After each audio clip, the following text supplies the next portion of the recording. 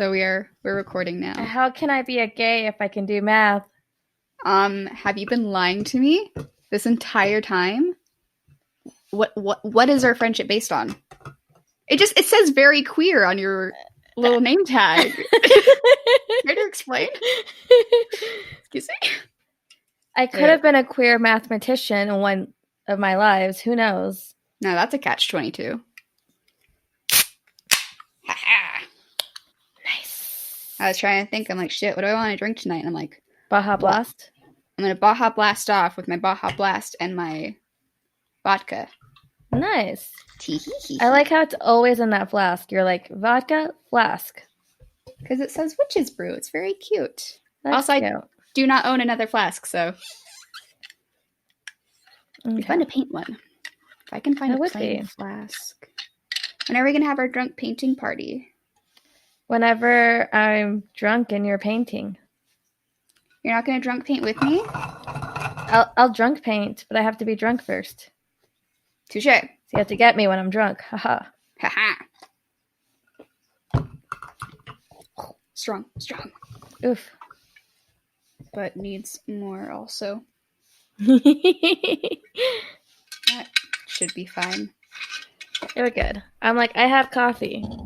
I had And it coffee has- earlier. It has liqueur. Liqueur. The coffee liqueur. And not like the good kind, just like the really cheap ones. So I'm like, this is fine. Okay. Got my little sparkly. Cheers. Cheers. Clink. I've got got mine in foxes on my cup. Yeah, V has a super cute mug with little foxes on it. Yeah. It was a gift. 'Cause I'm pretty sure it's from like one of those like bougie stores that I don't shop at. It looks bougie. It is very. From Michael's. It was on sale, but I wanted it because it has glitter. It's a little pink sippy cup. And I feel like a cool kid when I'm using it. Ah, Shit. you are We're- a cool kid. Oh, you're a cool kid. Oh, I just.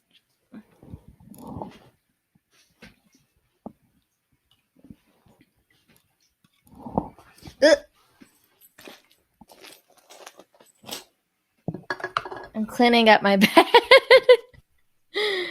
I was like, you could see too much of my mess. Oh, you're good. Ooh, Wah! beautiful. Now that my drink is properly made. Hello, guys, Welcome. gals, and non-binary pals. Hello. How are y'all?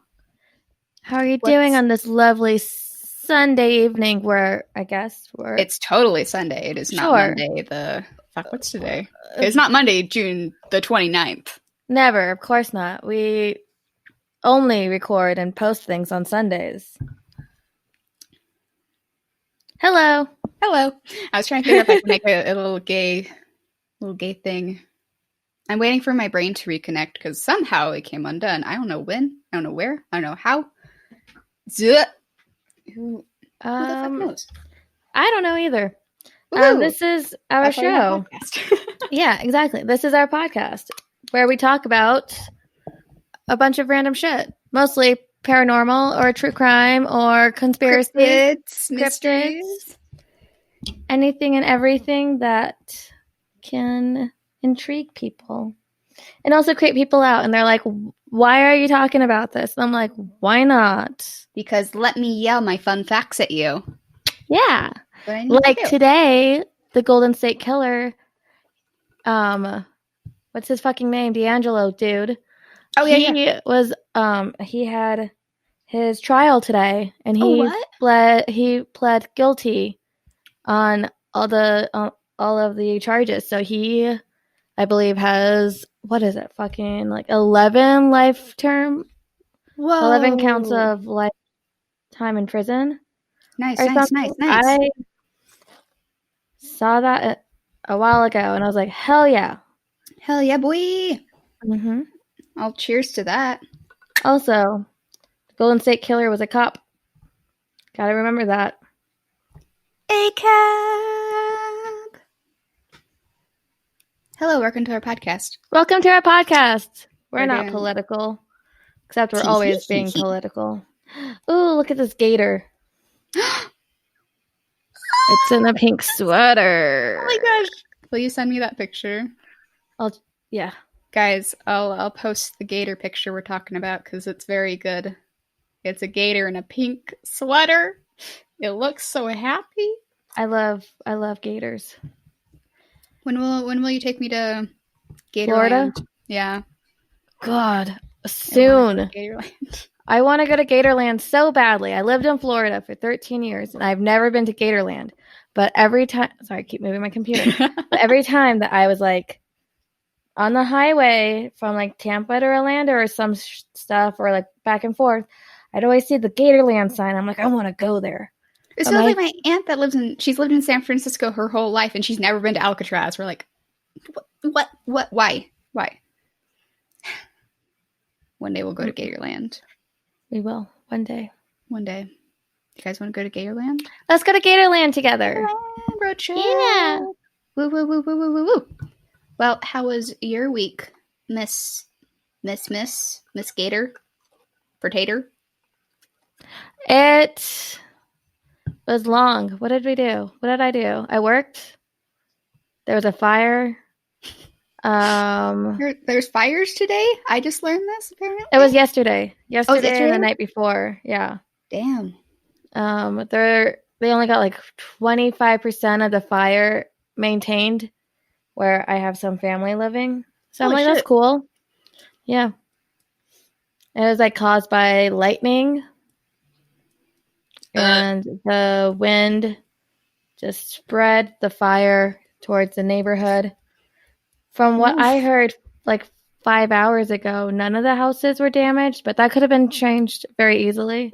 Mm-hmm. And only 25% is maintained, so we don't know how everything else is going to be. But anyways, that's going on. You know, we're in the middle of a pandemic, but, you know, capitalism is ruling the U.S., so I'm working. Yeah. We got fried chicken Friday, though. That was good. That was good.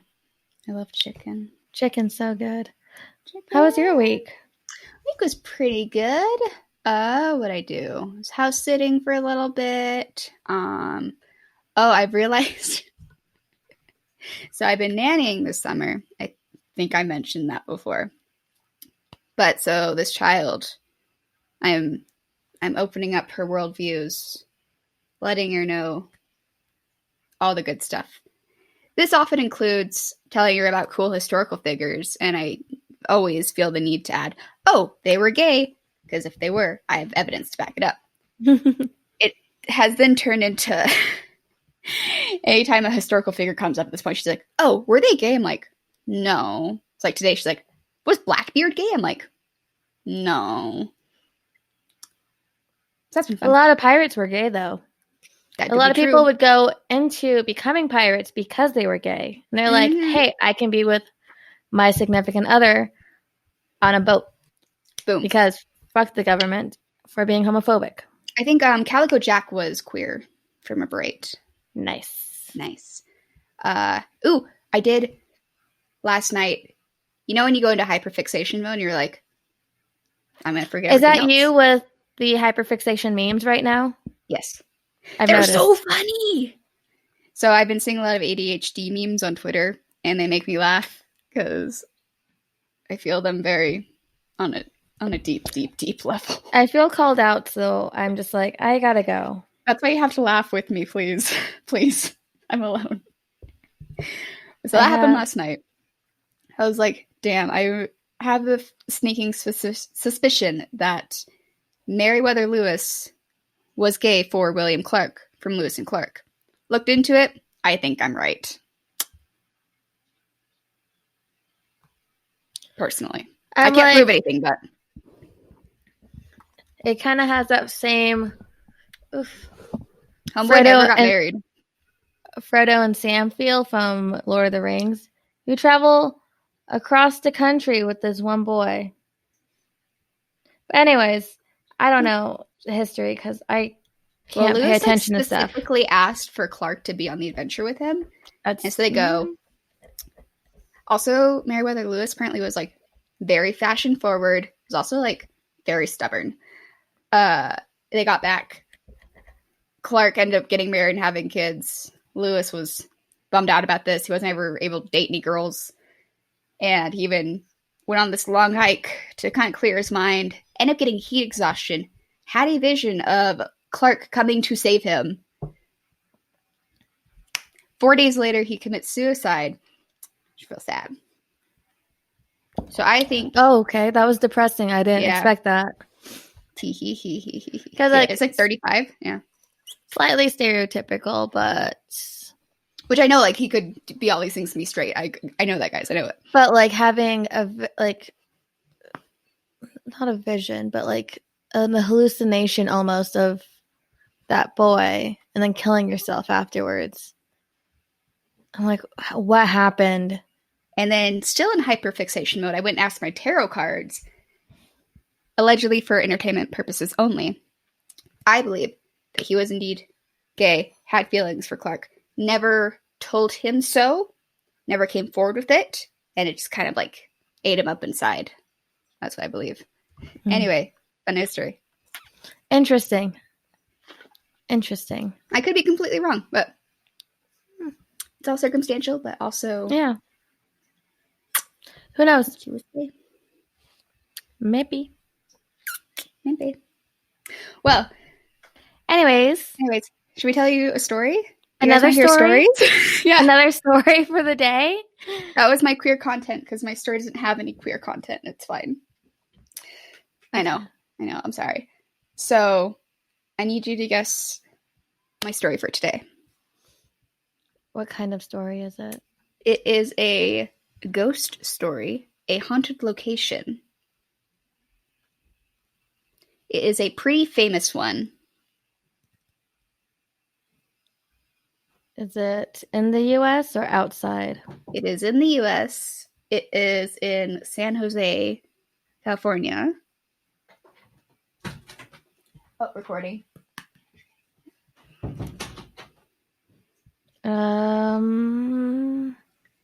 You could say it's a mysterious location. I have no idea. I don't know a lot of haunted things. A mystery house, you could say. Is it that one house with the doors and the things and the... It is that one house with the doors and the things. You're absolutely right. There's stairs, a door, many doors. Ding, ding. There's doors many. that don't go anywhere. Winchester? Winchester. Yep. Ding, ding, ding, ding, ding, ding. So today, my dear friend, my dear listeners, I'm going to tell you about the Winchester Mystery House. Bada bing, bada boom. Okay. How much do you know about said location? BuzzFeed Unsolved episodes that I can kind of only watch with 20% attention span because I have ADHD and I have to be on my phone looking at pictures of BTS while I watch stuff. I found cross-stitching is quite helpful because my hands could be doing something. Anyway. No, because I would probably be like, because like when I used to knit, I would be knitting and then I'd be like, I need to watch something on my phone, but then I have the TV on and I'm like, okay. Because I'm like watching a video on how to knit and then I'm watching like an episode of something and then I'm like trying to do it and then I give up on that and then I try to make a bracelet 3 weeks ago. Recording. You need a sign that says recording? I do. I'm very popular right now, apparently. That's funny. Hot commodity. So you get it. Da, da, da, da. Well, this bad boy, yes, is pretty haunted. The house itself is like bonkers, buka bonkers. So, are you ready to hear about this behemoth of a house? Yes. Cool. Sure. All right. We're gonna start with every room, every level. Every door. I don't think you want me to do that. I really don't think you want me to do that. There's so many doors. So, the Winchester Mystery House is a mansion in San Jose, California. The Queen Anne-style Victorian mansion is renowned for its size, its architectural curiosities, and its lack of any master building plan. It is actually a designated California historical landmark, and it's listed on the National Registry of Historic Places. Ooh, fun facts all around. I'm like, that house probably sounds like the perfect house for someone who has ADHD because they're like, I can fixate on just like small parts of it, but also have so much to look into at the same time. Can we go there? You can get married there. I found out when I was doing my research. I was like, Are you proposing to me? Because I don't know if Alex would like that. touche. We'll bring her along. Also, you have to get married at the one place in Salt Lake. I thought that was going to be you. No. You have to go in there with Alex and be like, hey, we want to get married. I'll be the wedding planner. And then we're like, we have to scout this place and find the picture of the ballerinas. Okay, guys, the day we go to the McCood Mansion. That's it. That's it. That's the day. I need to get a picture of that goddamn ballerina painting. It was the last fucking thing I do. Watch that become the last thing that we do. Ooh, spooky. Spooky. Ooh. So, as always, I'm going to start you off on the history. Because that's my jam. So, Sarah Lockwood Pardee. She was born in 1839 in New Haven, Connecticut. Her father managed the city bathing house until finding success as a Finnish carpenter. So he just was a carpenter. And that actually would provide context for Sarah later on. And so this provided financial security for the family. He also ran a very progressive household, holding court with prominent abolitionists.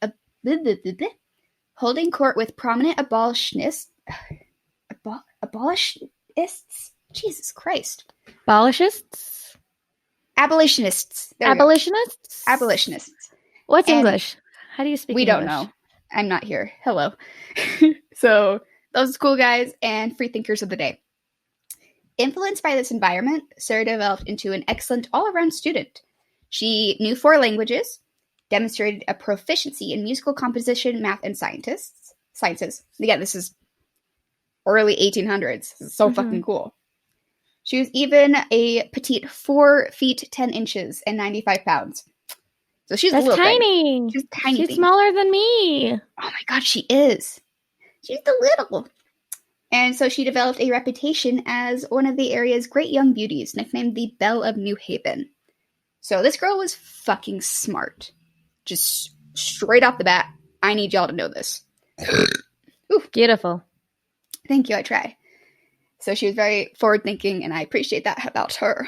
Very much so. So, on September 30th, 1862, so about 20-ish years later. Yeah, like 20. Yeah, 20 years later. Anyway, Sarah married fellow New Haven resident William Winchester, whom she had actually known since childhood. They lived next to each other. They never, were super close, but it was cute. Once they got married, they were, super in love and, just want to be with each other. I'm like, oh, my little heart. So that's adorable. Right? So her father-in-law, Oliver, was the co-owner of the Winchester Davies shirt manufactory, and William was being groomed to take over the company. However, Oliver also developed an interest in the firearms business, and this is where the Winchester name will come into play. And so he took control of the Volcanic Arms Company, which established the Winchester Repeating Arms Company in 1866. So, basically, this is where everything takes off. This is when the official Winchester, reloadable rifle is born. Okay. And this is, a game changer. Because it still has, some issues with it. But for the most part, it, you could shoot a lot of bullets at once, which was revolutionary at the time. 1873, that was a huge fucking deal. So, that year, it was actually known as the gun that won the West. It was kind of a symbol of American freedom and conquering things, which mixed feelings, but it's fine. And the company sold more than 700,000 rifles from that year through 1916. So, wow, very popular. Wild West stars Buffalo Bill Cody and Annie Oakley, they prominently had them, along with President Theodore Roosevelt also had them. So it's kind of the rifle to have, essentially. So, moving forward a little bit. In June of 1866, Sarah Winchester gave birth to a daughter named Annie. However, it was discovered that her daughter, she had, oh Jesus, I should have, it's a type of disease that you can get where you're unable to process calories and protein properly. Ooh, no. Yeah, and so it was really sad. Her daughter ended up dying of malnourishment about 6 weeks later. And there wasn't anything they could do. It was really sad. And so this would actually be their only child they'd have, because they kind of decided together that they didn't want to go through that heartache again. Which, fair. I'll give them that. Yeah. Like, they had actually named their daughter after William's sister, Annie, who had died, I think, a year before from childbirth. Oh, no. I know. So it's like, oh, dang. That's sad. Are you ready to see a pattern?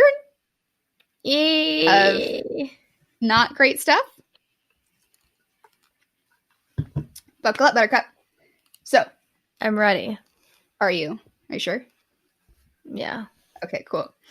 So then in 1869, Sarah's father died due to ill health. So Sarah's dad dies.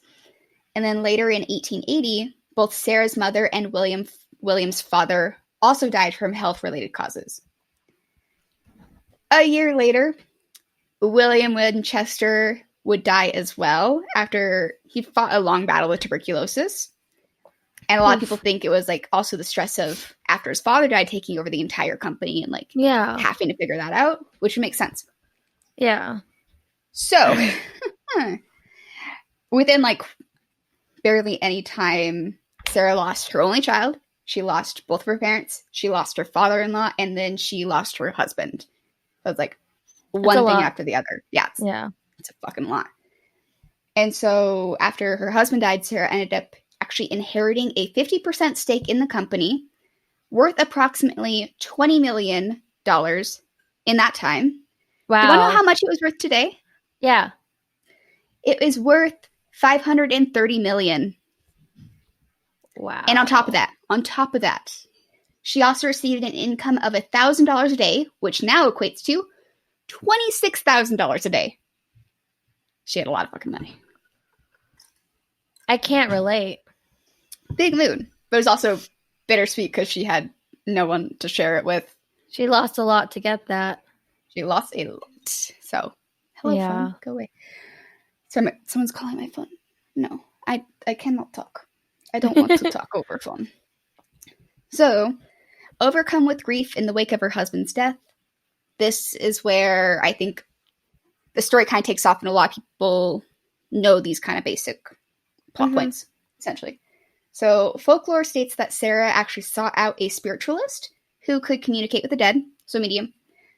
While she is presumably looking for solace or closure, she was instead given a chilling warning. So, through the medium, the spirit of William, her husband, told his widow that their tragedies were a result of the blood money the family had made off of the Winchester rifles. Because those guns killed a lot of people. Yeah. Like, and so he warned her that, like, these vengeful ghosts would seek her out and they were going to get her.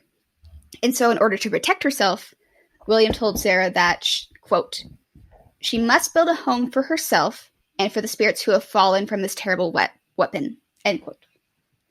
So Sarah was actually advised to leave their home in New Haven, Connecticut behind, and then just move out west. And that's where she was going to build this great home. There was just one catch. The construction on the house could never stop. Quote, if you continue building, you will live, the medium warned Sarah. Quote, stop and you will die. Wow. So that's fun and cryptic. Yeah. How much can you keep building on? Ooh. How much can you build? It's like Fortnite. My mom calls. She says I have to go home. You are home. This is home. SOS. Home. Someone please send home. You're home. You're home. I'm trapped with a 14-year-old boy.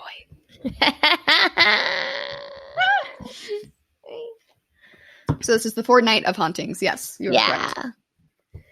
Tragic. Very tragic. R.I.P. So, R.I.P. Rest in pieces. Here we are. Welcome to our podcast. So in 1886, Sarah bought a 40-acre plot of land in San Jose, California, which included an 8-room cottage. This will be nothing in just a moment. Over the next 20 years, at the cost of approximately $5 million, $71 million in today's USD, the cottage was rebuilt into a ridiculously large mansion featuring, are you ready? This is all I've been waiting for. I have to prepare myself. So this behemoth of a haunted Fortnite household included 24,000 square feet, 10,000 windows, 2,000 doors, 160 rooms, 52 skylights, 47 stairways and fireplaces, 17 chimneys, 13 bathrooms, and 6 kitchens. How many rooms and how many bathrooms?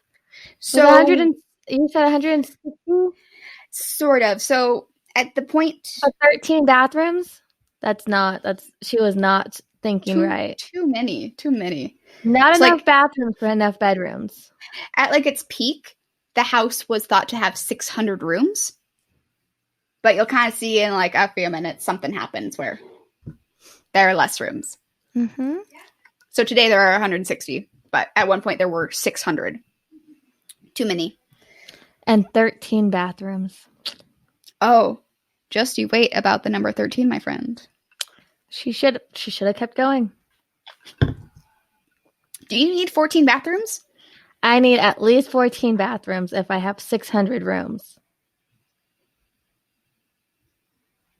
I was trying to do math, but I myself am gay, and I cannot be a gay mathematician. I'm sorry. That's only me. That's only you, buddy. So as time passed, the house continued to grow. Rooms were added to rooms and then turned into higher wings.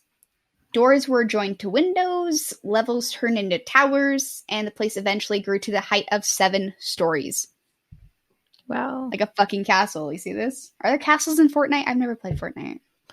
I don't know. Okay. I played Fortnite like twice. Twice. So you are the 14-year-old boy. Tragic. I could play Fortnite right now on my phone if I wanted to. You could. Do it. Don't. So inside the house, 3 elevators were installed along with countless staircases, which led to nowhere. So they would just go up into the ceiling. There's a few of those. A blind chimney that stops short of the ceiling. Mm-hmm. Closets that open to blank walls. Trap doors. Double back hallways. Skylights that were located one above another. Doors that open to steep drops to the lawn below. And dozens of other oddities. Like you'd open the door and it's to like the fucking outside. Fun time. Even all of the stair posts were installed upside down, and many of the bathrooms had glass doors on them. No. You don't want to... That's where I draw the line, is on the glass door bathrooms. I'm sorry, you get 13 glass bathrooms. Oh, no. Everyone sees everything. No privacy allowed. Mm-hmm. Welcome to the Winchester. So, while many believe that the house was built to hold all the spirits comfortably, other theories suggest that she built the house like a maze in order to keep her paranormal tormentors at bay, and lost in the many intricacies of the building, because it's a fucking maze, basically. Yeah. So as the theory goes, to avoid them, she would sleep in a different room every night. Every single night. And then take labyrinth-like paths just to get around the house. And so every morning, Sarah would meet with the foreman to discuss the always evolving building plans. And then each night from around midnight to 2 a.m., she visited her seance room. It's like a very special room. She only had the key for it, and it was just her. To speak with her late husband and other good spirits, who weighed in on the plans for the house's unusual design in order to confuse the bad spirits from finding Sarah. So that's why it's built the way it is. Mm-hmm. The ghosts were like, stairway here, trapdoor here, glass bathrooms now. Not the glass bathrooms, please. Anything but the glass bathrooms.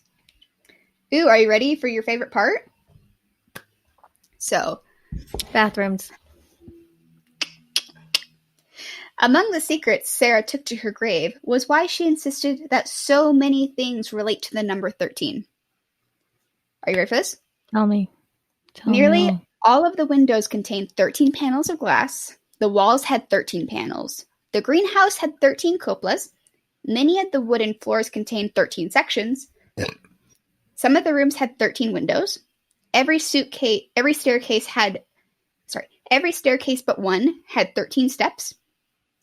There was the house's 13th bathroom, which contained 13 windows of its own, with the bathroom drains having 13 holes. In the grand ballroom, there were chandeliers that had to be specially made and ordered, because normally they'd be made with 12 light bulbs, but she commissioned them with 13 instead. There was also her seance room that had 13 hooks installed to put up coats. Mm-hmm. Even her will had 13 parts, and she signed it 13 times. Wow. So, if Sarah Winchester isn't the ultimate goth GF, I don't know who is. Understandable. Just saying. She wore black a lot, so I'm just saying. People say that I'm goth, and I'm like, I'm not Sarah Winchester. Nowhere near being goth. I'm like, everything's white in my room. I'm not goth. It's true. You do have a very aesthetic room. Honestly, I don't know who's more goth, Sarah Winchester or Mary Shelley. Because Mary Shelley both learned how to read on her mother's grave and lost her virginity on her mother's grave. So, fun fact of the day. It's really hardcore. It's really hardcore. So I feel like these two would be friends personally. Oh, yeah, for sure. That's me. So to answer your question about the number of rooms, in 1906, a massive earthquake struck the Bay Area and toppled the top 3 stories of the house, damaging the other 4 stories along with it. As for Sarah, she was safe, but she actually ended up getting stuck in the Daisy bedroom, named for the floral motifs on its windows. Yeah. And after being trapped for hours, she had to be dug out by her staff because the entrance was blocked off by rubble. Yeah. So some say that she took this as a sign from the spirits that she was too close to the completion and ordered the unfinished front half of the house to be boarded up. She's like, just fucking board it up. I'm done. So even though it's open now, signs of the damage from the earthquake are still clearly visible, and the house is only has 160 rooms now. Uh-huh. Impressive how you go from 600 to 160. Yeah, it's crazy. So, following the earthquake, the heiress spent most of her final 2 decades. Mm-hmm. The heiress spent most of her final 2 decades at another home nearby, and she's kind of left the Winchester house in like sort of a state of disrepair, but still rebuilding on it. Mm-hmm. Blah, blah, blah, blah. She would, however, go and visit it every day. Oh yeah, to like see how construction was going. Yeah. Though after this, she became even more reclusive than she had been before. It's like before this, she'd like the only people that were really allowed in the house were the people that were working there, the servants and everything, and contractors. But no other family members or other people really staying there. Yeah. And so it got even worse after that. She wouldn't even let President Theodore Roosevelt come to see the house. She's like, not on my watch, buddy. Wow.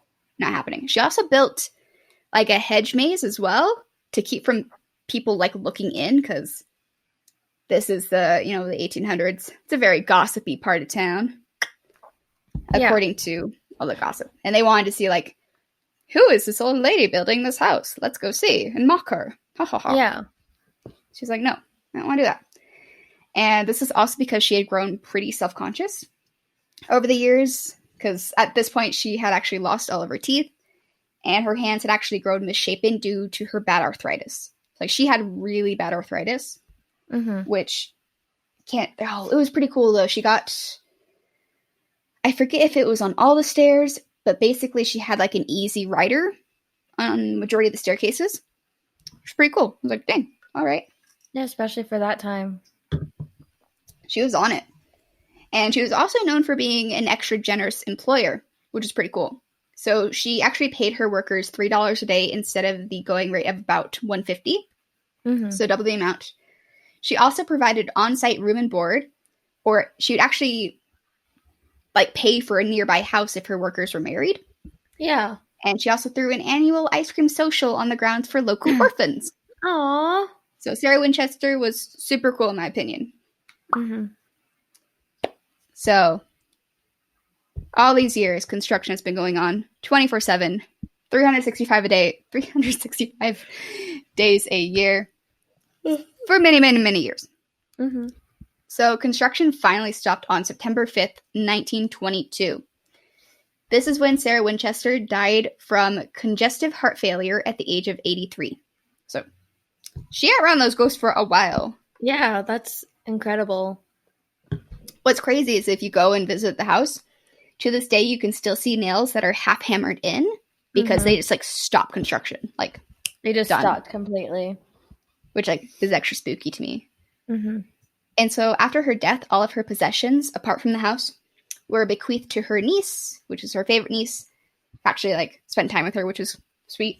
Yeah. And her personal secretary. So her niece took everything that she wanted and then sold the rest of the furniture in a private auction. It supposedly took 6 trucks working 8 hours a day for 6 weeks to remove all the furniture. Wow. It's a lot of fucking furniture. Yeah, that's a lot. Too much. So by the time it was done, the Winchester Mansion was a modern marvel with indoor plumbing, multiple elevators, a hot shower, and central heating. Just one hot shower? Yeah, I just had one shower. Just one shower in the 13 bathrooms. The rest are baths. To be fair, this time those showers were like a decadence, if you will. Ooh, I have more fun stuff. So, okay. However, not all of the 2,000 doors can be walked through. One leads to an 8-foot drop to a kitchen sink, another to a 15-foot drop into the bushes of the garden below. Staircases lead to straight ceilings. Expensive Tiffany stained glass windows were installed in places where they would get no light, which is kind of weird. There are more secret passages than Narnia, apparently. And one of these particularly odd ones is a cabinet that, when opened, extends through 30 rooms in the house. What? Yeah. I want to adventure here so badly. I would be so amazed at the people who get to like explore this house as a living to try to understand and make a blueprint of like what this house is. Well, that's the funny thing about like the number of rooms is that we think it's 160. People keep getting like vastly different numbers when they try and count all the rooms because there's so fucking many. And like even for new staff that would come and work at the house, they would have to draw them maps like how to get places because it's just a maze. Yeah. So soon after Sarah's death, the already famous home was sold and reopened as a roadside attraction. It was added to the National Register of Historical Places and designated a California. It was made a cool place in 1974. It's like you cannot tear down. Ooh, are you ready for one of my favorite parts? Yeah. In 2016, a new room was discovered in the house. It was an attic that had been boarded up after Sarah's death. And when the room was opened, it had an old Victorian couch with a porcelain doll sitting on it facing the door. No. That's when you close the fucking door back up. You close it, you board it back up, you walk out, and you never come back. You say a prayer, get some sage. Yeah. No. No. Are you ready to hear about some hauntings? Yes. Besides the usual porcelain nightmare that was that doll? Yes. Yeah. Yes. So. Coffee makes me sleepy. It do be that ADHD. It do be. The doopy. So, over the years, staff and visitors have reported a number of strange encounters, including hearing footsteps when no one is present, banging doors, mysterious voices, and the sound of someone or something running across the rooftops. Love that. That sounds fun. Hello, Spider-Man. Spider-Man, what are you doing in this part of town? What episode is it with like Demon Spider-Man? I can't remember. I can't remember either. Wait, shit, what episode is this? Is this 20? Fuck. This is more than 20. Is it 25? I think it's 25. Yeah, 25. Crazy. In 25 more, you will hear Mothman. Eventually we'll hear Mothman. We'll get to Mothman and Ted Bundy. Ooh, that'll be a fun time for you guys. Yeah. Oofta. So, others have witnessed doorknobs that turn by themselves, strange bobbing lights throughout the building, and windows that bang so hard they shatter. Oh, right? I'm like, I'm good. Cold spots are often felt by visitors in various areas of the large mansion. Over the years, dozens of psychics have visited the house, and most have come away convinced that spirits, including that of Sarah Winchester herself, still wander the place. Yeah. I mean, to be fair, it's her house, so yeah. Why not? I'm like, she put so much time and effort into it. Like, I would stay there as long as I could. Right. Oh, sorry, real fast. After she died, her family, like, kind of like separate family, were like, we want more money. And so they were convinced that Sarah had, like, hidden a treasure somewhere in a safe. They find a safe. They open it. There's another safe inside. There are 4 safes inside of one safe. So 5 fucking safes that they get open. Do you want to know what's in there? Is it a fuck you note? Oh, that would have been so much better. It's a lock of both her husband and her daughter's hair and their obituaries. Oh, I know. My heart. That's so sentimental. Yeah. Right? Better than a fuck you note. You're right. So I love that for her. I was like, oh, my heart. Oh. One ghost that is said to linger is that of a handyman that continues to repair a fireplace in the grand ballroom. Did he die in the house? I don't think so. Apparently a lot of the people that worked for her were actually like very loyal to her because she, was a nice boss and she paid them a lot and she really cared about who was working there. Yeah. So they were all really, really sad when she passed away. Yeah. So it makes sense that they're still here. Yeah, that they were attached to the house as well. Right? This makes sense. Yeah. So apparently this guy, he has like jet black hair and has often been seen pushing a wheelbarrow. Delete me, please, and thank you. No. Pushing a wheelbarrow or working on the fireplace. Others have reported feeling the presence of someone or something in the ballroom. The elegant gold and silver chandelier in the grand ballroom swings by itself on occasion. So it's that 13th bulb. So there is also the Hall of Fires, and it's called this because it has several fireplaces. And this is actually this is a hotbed for spiritual activity. So I know she built that to get enough heat to help her arthritis. Oh, okay. So if it was acting up, she'd just go to the Hall of Fires and chill for a sec. Yeah. So smart. Smart in my opinion. So in said location, on one occasion, a man who was working on a restoration project was on a ladder when he felt a tap on his shoulder. He turned to find no one there. When he turned back to his task, he felt a hand pressing hard against his back. When he turned again to find nobody, he quickly left the room to find another project to work on, figuring that someone or something didn't want him working in the Hall of Fires that day. Which I'm like, yeah. That's crazy. That was the point where you're like, bye. See you tomorrow, buddy. Yeah, I'm like, I'll work on this later. Let me finish something else first and I'll come back later. I'll give you some time. I'll come back later. Fun.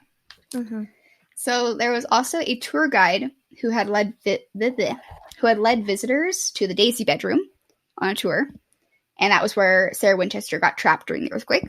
Yeah. It was also her favorite bedroom, just side note, because I guess it was cute and she liked it. Yeah.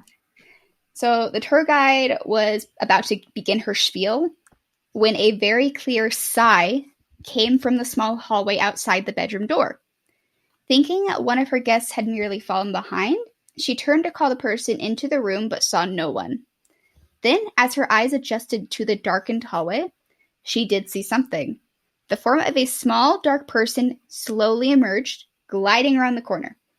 The tour guide quickly stepped around the corner and again saw nothing, but heard yet another deep sigh. She felt sure it was from the tiny form of Sarah Winchester herself, perhaps peeved to find people in her favorite bedroom. Which I love that she's just like, That's crazy. So goth GF, all I'm saying. Also in this room, there you go. Oh, people have reported camera malfunctions and photos that feature a strange white rippling mass.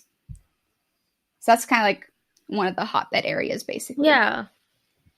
So another spirit is said to reside in the basement of the house, known as Clyde. He appears near the old coal chute. A number of employees and a few visitors have claimed to see Clyde. Mm-hmm. A mustached man, sometimes seen pushing also a wheelbarrow in the basement, or trying to repair the fireplace in the ballroom. So I guess there's two different ones. Yeah. Oof. And he's been described to management roughly like this, quote, "We really like the actor who's repairing the ballroom fireplace, wearing a white coverall and a Victorian boater hat." To which the staff will reply, "Huh? We didn't hire an actor." Tee-hee-hee-hee. Yeah. Ghost. Like, why have actors when you have actual ghosts? Ghosts you don't have to pay, apparently. Yeah. They already made their due. Free ghost labor. Oof. Oofed. Don't exploit ghosts, guys. Don't exploit ghosts. Don't do it. So visitors will also report that they feel gentle tugs on their shirts or skirts during the tours. One longtime maintenance worker reported that on one crisp morning, after entering the water tower, he heard the patter of footsteps above. He ascended to let the trespasser know that the 3-story structure was off limits, but the footsteps always seemed to be one step ahead of him. Oof. And on one floor above him. Oh. So his search accumulated to the roof, and he found nobody. Wow. So, pip-pap, like Moo. Mm-hmm. Pip-pap, pip-pap. So outside Just the like ground, Moo. just like Moo, he's the ghost. Those little pip-paps. He's not a ghost. He's baby. He's baby. He's baby with pip-paps. It's cute. It's you. So outside the grounds, another staff member reported seeing a small woman dressed in black who was thought to be none other than Sarah Winchester herself. Mm-hmm. The front yard also gives visitors a vantage point of the second-story window, where a translucent, bushy-haired female spirit has been spotted. I'm like, give this girl some slack, okay? She probably just woke up. Let her be. Let her chill. Let her chill, come on. Ooh, so one of the EVPs caught in the house was when investigators were joking around. And as soon as they quieted down, they could hear a woman's voice clearly and sternly saying, "Get out." Like, get out, let me brush my hair, let me take a bath, let me go in my one shower, come on. Let me get ready. Let me get ready. Apparently, tour guides will do their best to avoid the third floor corridors at night, because that's where the sounds of footsteps and voices are most often heard. They're like, okay, I'm good. Yeah. So upon my research, I found a Reddit thread, and it was this guy who used to be a tour guide at the Winchester Mystery House, and he was answering some questions. Mm-hmm. So one of the questions that was asked was, what was like his creepiest experience that he had while working there? Yeah. Are you ready to hear it? Yes. So, quote, "The creepiest moment I've had in that house was once when I was leading a tour. There was this one door that kept opening and closing. I knew that it wasn't the fan because it was pointing away from the door and it wasn't moving. I knew there wasn't anyone on the other side of the door because we don't often send people into that part of the house to clean. And if we do, it's always on a Wednesday. This was a Tuesday. It couldn't have been a breeze because that door leads to another part of the house that was inside and there were no open windows in that room or on that side of the house. Okay. Still don't know what it was. Also, to add to the creepiness, the room was on the other side of the door. Oh, sorry. The room that was on the other side of the door was the same room that Miss Winchester passed away in. I'll leave you with that. End quote. So, hey, ready to hear 2 more reviews? Yeah. Okay, weirdly enough, this house, it was hard to find personal stories. Like, weirdly difficult. Like, I think, honestly, the Hotel Monte Vista was the easiest to find ones. This has been the hardest. I found, like, 3. And, like, same with the ghost stories. It was, like, 3 of the same ones just were posted on 15 different sites. Oof. That's rough. Going through it. Yeah. That's rough, buddy. That's rough, buddy. So, this is a review called The Winchester Visit. It was by this woman named Anne. Quote, "Of all the haunted places in the world, the Winchester Mystery House has been my favorite. I was fortunate to have been raised in San Jose and have toured the house over 30 times by the time I left the valley in 1988. Wow. There is one room that has always been very active. The top floor in that area, old gray walls, particularly dark room. Climb the stairs, turn right to a corridor with storage cupboards on both sides of the walkway in the eaves, opening into the large room, several skylights in the floor, windows to the outside of the room." I know it's a lot. Bear with me. In 1972, when the tour group I was with went up into that room, I saw there was another group still in the room. Strictly a no-no. You know how sometimes the guides will often hold your group back to wait for another one to go on through? This time, they didn't, and the room was quite crowded. Then, while standing about, I noticed their dress. Not right. Something was amiss. Then one of the people in our tour literally walked through one of the people that were in the other group. Oh, to hold back that yelp. This was one of my very first experiences there. So I was silent and watching. My eyes must have been the size of saucers. My mind was racing miles a nanosecond. Then, I saw someone I knew. He was watching me, hands in his coverall pockets, grinning that grin. He walked past me, behind me, and back again to my side, and just stood there, grinning, peeking at me. He nodded and disappeared. He drowned July 6th, 1969, the night of his bachelor party at Lexington Dam in Los Gatos, the night before our wedding. I never saw him again. The upstairs room has always been full of extra guests, no matter when I visited.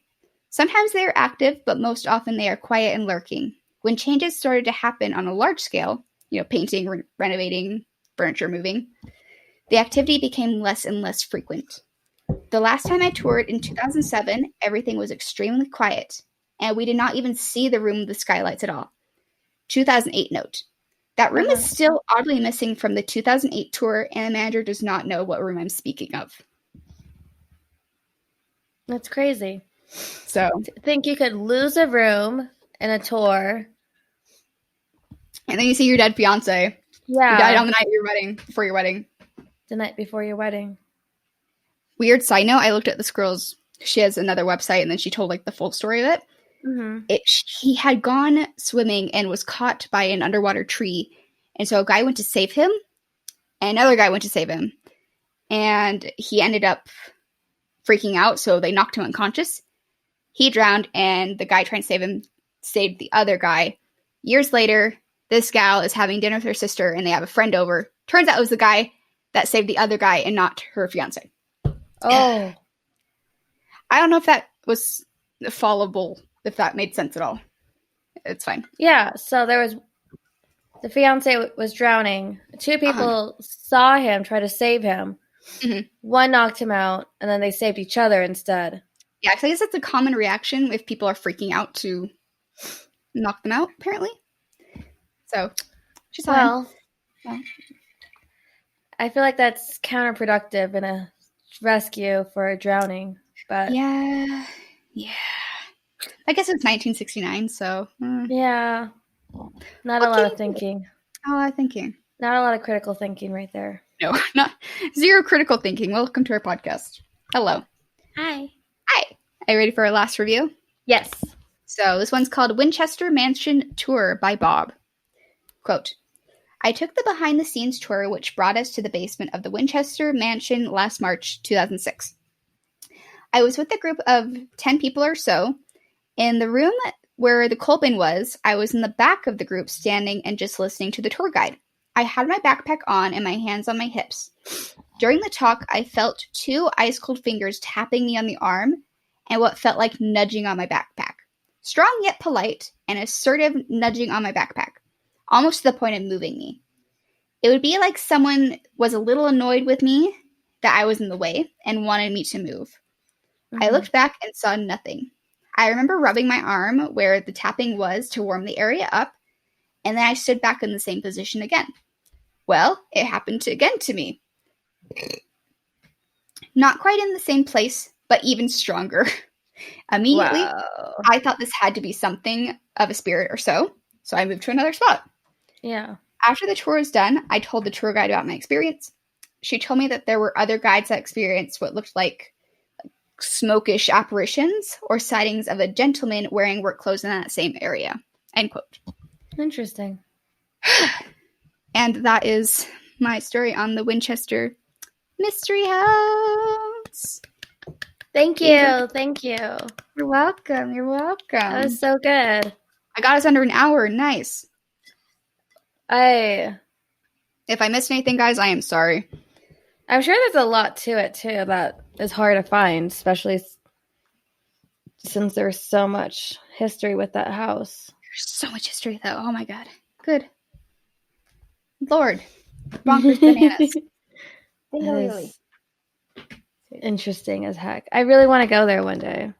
Please. I think it'd be fun. Please. I was joking with Abby and Alex that if we ever went, I'd be at the front of the tour, most likely correcting the tour guide because I assume I know everything more than everyone else. And then as I do. And then Abby and Alex would be in the back, pretending to be ghosts, and then get us kicked out.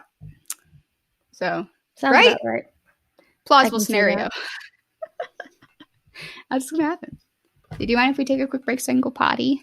Yeah, I need to take a quick break so I can get some water or something because I'm falling asleep. Little sleepy bean. I'm sleepy. Sleepy ghost bean. All right, guys, we will be right back. Yeah. All right, we're recording. Copy and paste Wikipedia, you say? Yeah, so I copy and pasted Wikipedia pretty much, and I was going to edit it. And then I realized it was 33 pages of the story, and I was like, what can I delete and what can I remove? Because I was like, this is a lot of shit that happened. Remember when I did the Whaley House? I understand. Mm-hmm. And there's too much info. Welcome to my world. And I'm like, I have to get down to 6 pages. It usually ends up being 8. I'm sorry, guys. I'm like, mine is still like 30 pages. Woohoo! So I'm just like, this might be a 2-parter. I might be able to just BS a lot of this shit and be like, you know what? If you really want to know, you can look it up yourself. I'll just tell you the gist of it. But it's a really popular story. Really popular story. It's impacted a lot of our culture, American culture. Is it paranormal, true crime, mystery? True crime. Does it take place? It's referenced. No, it's referenced so much in pop culture. I don't think this is Ted Bundy. No. Okay, I was gonna say, I thought we were doing that together.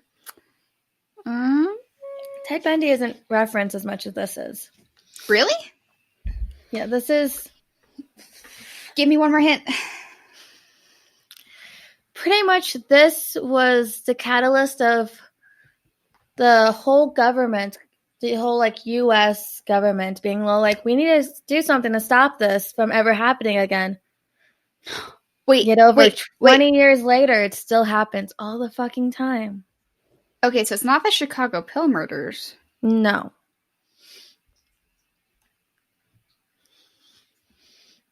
It happens in Colorado. In Colorado, what decade are we in? The 90s. There's been plenty of documentaries, plenty of books, plenty of things about this. What letter does it start with? I'm too tipsy to be guessing, but I need to keep guessing.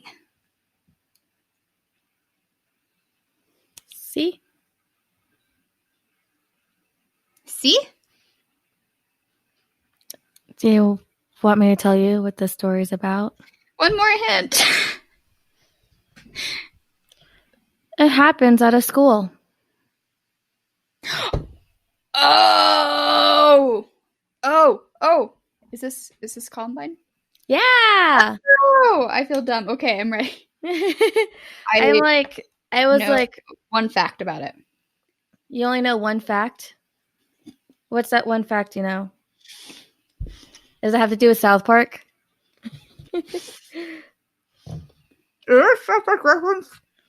No, but there was like a documentary that referenced South Park and Columbine and all these other things together. But there might have been references in South Park about it. I don't remember all of the references because there's so many references. When you have 23 seasons. That's fair. No, I'm not talking about South Park. I'm talking about like for Columbine. Like it's referenced in so many things. The one fact I know is that they were originally going to use bombs, but then the bombs didn't work, so that's why they turned to... Is this a gun episode? Jesus Christ. Mm-hmm. Yeah, so they were going to do bombs. Guys, we don't approve of guns. FYI. And contacts. Bombs and guns. Oof. Anyways, in case there's someone who doesn't quite know or has only heard the name and doesn't really understand the gist of the story, because there's so many layers to the story. Mm-hmm. So many theories of why it happened, what actually happened. Ooh, I'll have 2 fun facts to add later. Okay. I'm more excited. I understand. Yay! I'm like, I don't know where I'm going to stop on this, so... Because there's so much to it. Because there's like websites and lots of theories about like, was it the music? Was it video games? Was it all these other things? Don't look at me. Like bullying and stuff. That's the reason why they did this. Weren't they popular? No, they were bullied. Anyways, tell me. The Columbine High School massacre. It was a school shooting and attempted bombing that happened on April 20th, 1999 at Columbine High School in Columbine, Colorado. I was 3. You were 3? Mm-hmm. In April? Wait. I was 2. I was like, were you born in 95? I was born on a leap year. 96? So the perpetrators were 2 12th grade students, so senior students. They murdered 12 students and 1 teacher. 10 of those students were killed in the school library, where the 2 shooters had committed suicide at the end. There was over 21 additional people that were injured by gunshots, and gunfire was also exchanged with the police at that time too. And then there was also at least 3 other people that were injured trying to escape the school. So at that moment, it was the deadliest school shooting, the most deadliest school shooting in U.S. history. And it had inspired so many copycats. And then so pretty much Columbine had became an expression of a way to say like a mass shooting, pretty much. So yeah, like you said, they did try to build some homemade bombs with it, They placed 2 of them in the cafeteria, and they were planning on having those detonate during the busiest lunch period that they have, so then they could kill over 400 students. Though they failed to detonate, they also had turned their cars into bombs. They parked them in 2 different spots in the parking lot to make the most damage. Oh my god. They also failed to detonate. And then they also set up another 2 bombs away from the school to be a distraction or a diversion, which only one of them slightly detonated. Oh, really? Dang. Mm-hmm. So, I remember my other fun fact, but I don't know if I want to say it because it makes me sad. It's about one of the victims. Is it? Anyways, I will ask later if I get to that point. Okay. So pretty much no one really knows what their true motive was for doing this. But they did find out through like the websites and journals that they've been planning this massacre for around a year. Oh, what? Mm-hmm. And they were hoping that it would cause the most deaths in U.S. history, which was meant to exceed the Oklahoma City bombing. And so they, like USA Today, referred to the massacre as planned as a grand, if badly implemented, terrorist bombing. Yeah. So apparently one of the things that I've read about was how originally they were supposed to do it on the 19th instead, because that was the same day as that Oklahoma City bombing. Oh, really? But they didn't receive the guns from one of the people that were buying it for them until that night, so they had to do the shooting on the 20th instead. So is that a weird coincidence that it coincide? Wait, when did the Oklahoma bombings happen? Was that 1999 as well? No. Oh, okay. I was gonna say, I'm like, well, that's a fun coincidence, but also terrible. No, they were trying to make it worse than the Oklahoma. Because that was the like the worst. They had like the worst death toll at that time, and so they wanted to exceed that. They wanted to do better than that, or worse. I don't know how to explain that. I understand what you mean, though. Yeah, they wanted to do a lot of damage, and that was their goal, was to do more than that. So during this time, the police were also under a lot of scrutiny and heavily criticized because they did not intervene during the shooting. Pretty much, they didn't like go into the to the school and stuff. Like they got there pretty. They weren't as like, when you think about it now, like people have so many protocols, and they're like, they have like all these people at the schools now, but it's like back then they didn't really they weren't as involved as they should have been. Mm-hmm. And so like because of the Columbine, they had introduced the immediate action rapid deployment tactic, which is now used for active shooter situations. Yet, when you think about it, it's like except for 2020, like there's so many school shootings that have like it's escalated ever since then. It keeps escalating how many school shootings we have, and it's like these things aren't making it better. Being broadcasted and like kind of giving people a quota to go over, get their name remembered, essentially. Probably, because this one had been such a big thing that it's made people want to copy it so much. Yeah, like I said, like there's a lot of copycats out there. Yeah, so there's been a lot of debate since Columbine about like gun controls and like high school cliques and the subcultures and bullying because of this incident, because these kids were also bullied, but that doesn't mean that you gotta kill everyone. And they also blame like the internet and violence in video games and movies and in music. And it's like, okay. But yeah, so let's get into this. So we have the two shooters. We had Eric Harris, who was born April 9th, 1981, who was born in Wichita, Kansas. His family had like moved around a lot because his dad was in the U.S. Air Force. Me too, buddy. I'm burpy, and I'm trying to not be sleepy. Yeah. So, like, because his dad was in the Air Force, like, he moved around a lot, but his dad finally retired in 93 from the military. So, they had been in Littleton, Colorado at that time. Oof. And so then he, like, attended, like, the Ken Carl Middle School, and that's where he met Dylan Klebold, and that's the other shooter.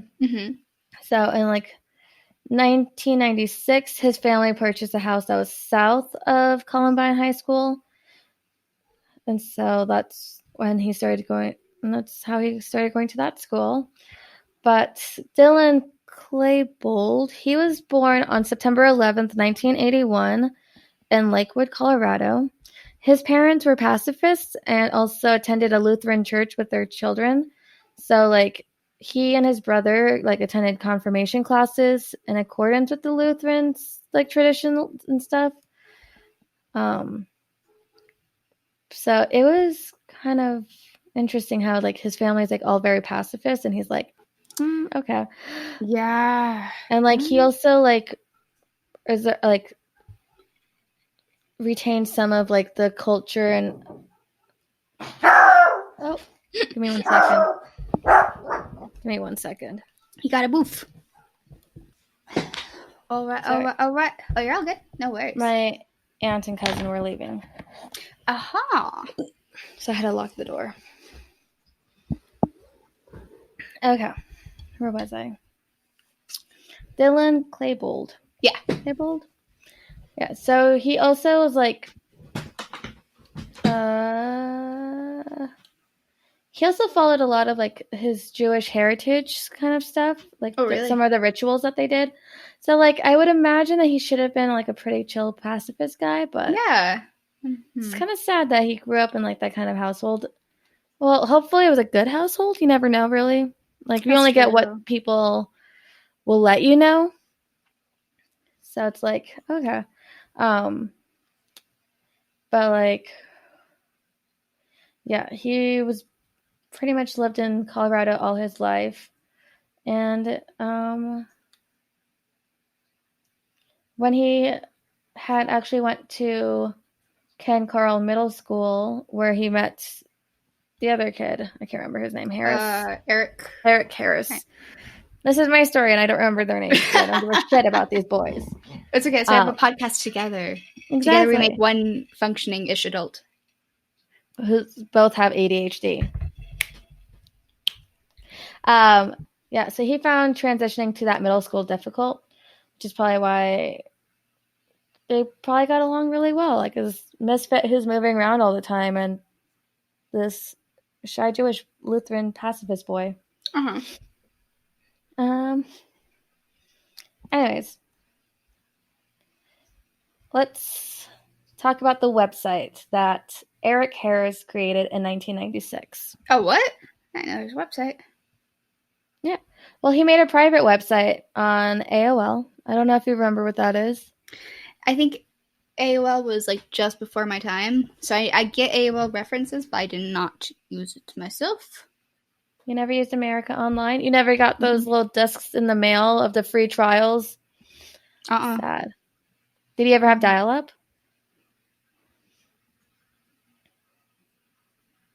I don't think so. That's a crazy thought. Does it count if our computer was really, really, really, really, really, really, really fucking slow? No.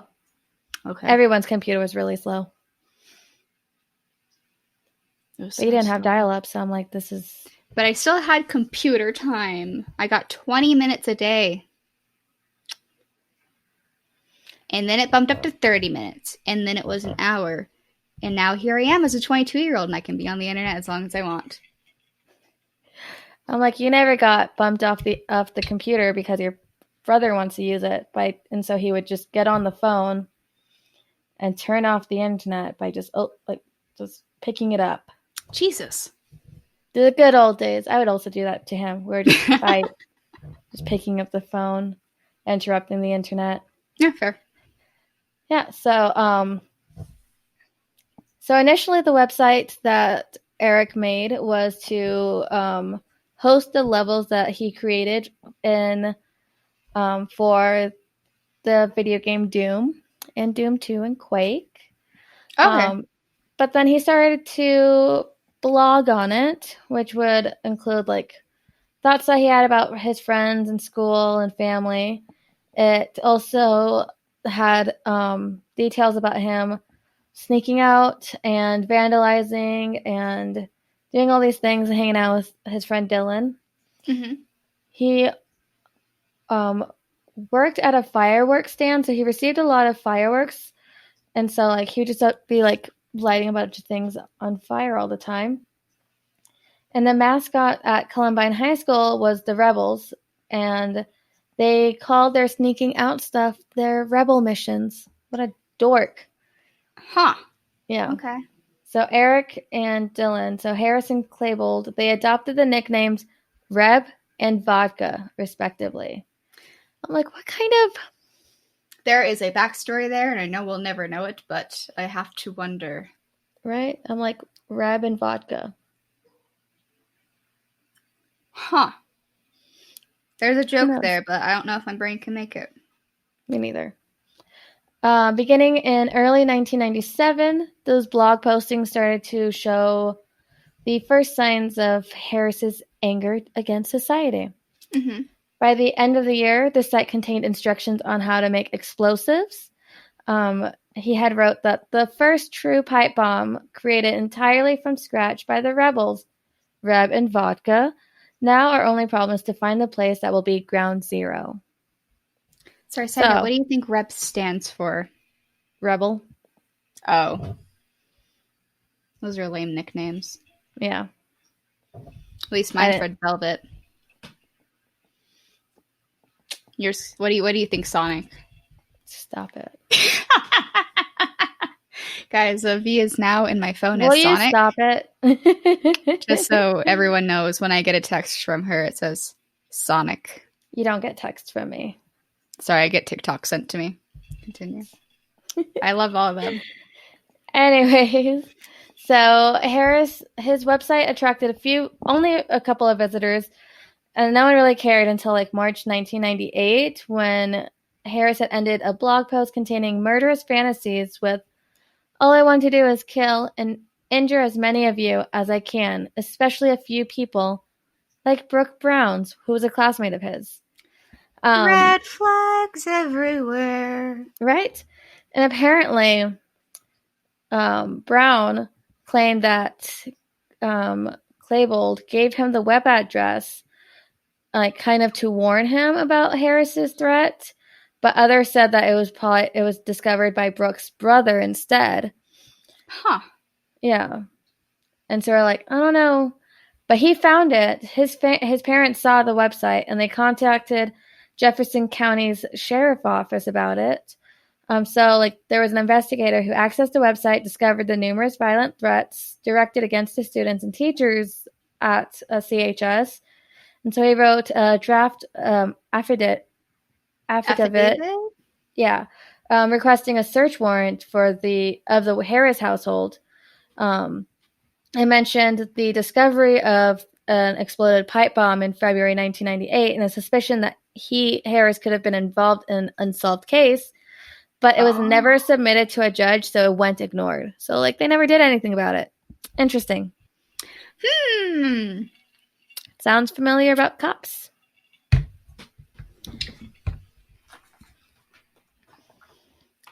Anyways, talking on my step on my cards.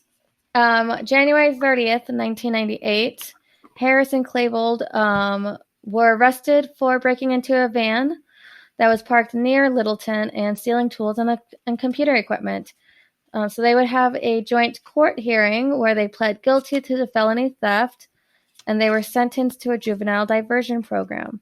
Oh, So I didn't know that. So they were they had to attend these mandatory classes such as anger management, and they had to talk to diversion officers. And eventually they were released several weeks early because of the positive actions in the program and put on probation. Good behavior. Right? Sounds That's familiar. great. Right? Mm. So, nearly a year before the massacre, Klebold wrote a message in Harris's 1998 yearbook saying, "Killing enemies, blowing up stuff, killing cops, my wrath for January's incidents will be godlike, not to mention our revenge in the commons." And so the commons was also another term for that school cafeteria.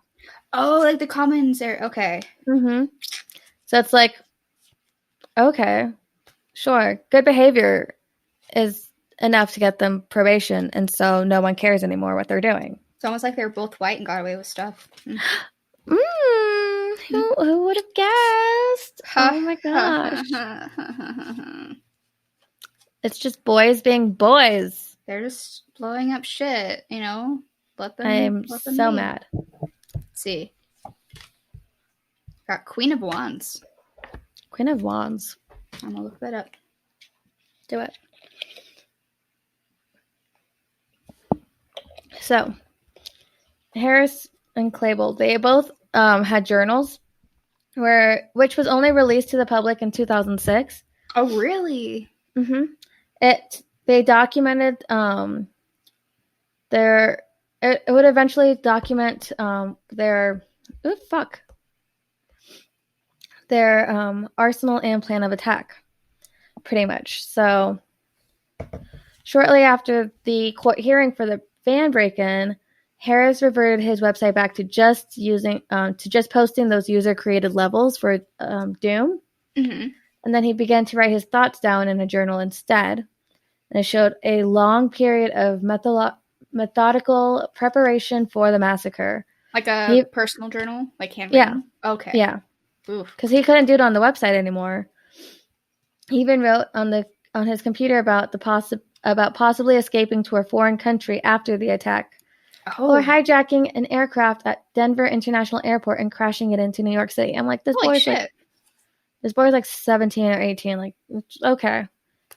Good behavior. Klebold, he's already been journaling since March 1997.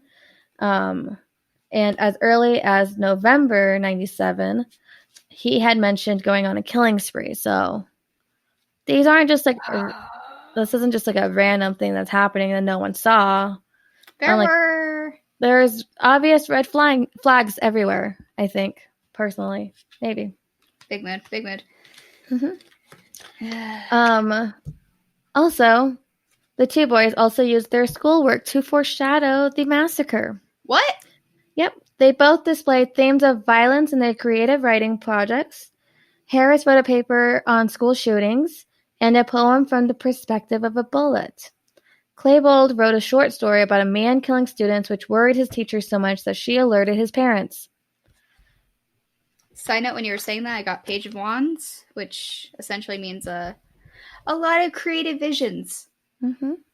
Yikes. Okay. They've been imagining this for so long. I think that's what scares me the most is like... Oof.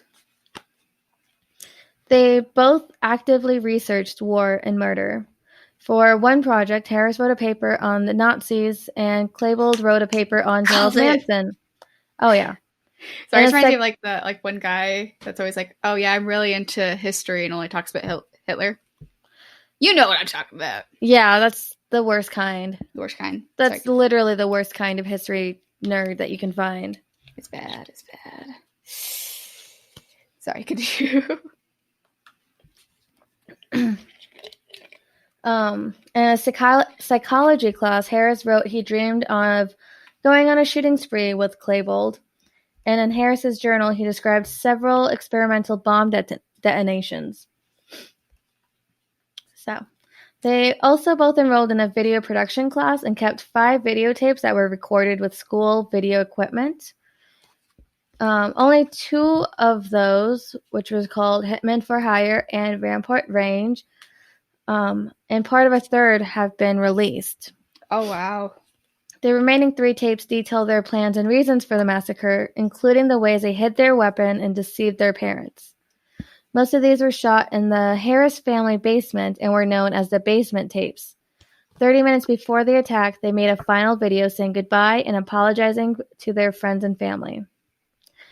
In December of 1999, before anyone else could have seen them, Time magazine had published an article on these tapes, and then the victim's family threatened to sue the Jefferson County school. I think it was like the school board, pretty much. So as a result, only select victim families and the journalists were allowed to see them, and they were kept away from the public indefinitely in fear of inspiring future massacres. That makes sense. Side note, when you're talking about them making the tapes, I got the lovers.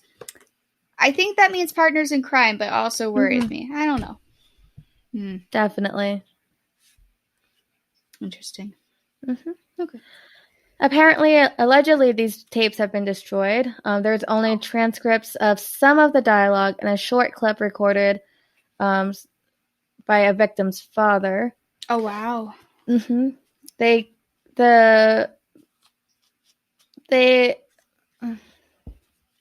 like, people have claimed that they were going to make copies of the tapes to send to news stations, but never did so. Probably for the best. Yeah. That seems like, haunting. I really don't want to know what they were. No, I was just like, I don't humanize them. Well, I guess that's not right. Don't like idolize. There we go. Yeah, giving them more attention than they deserve.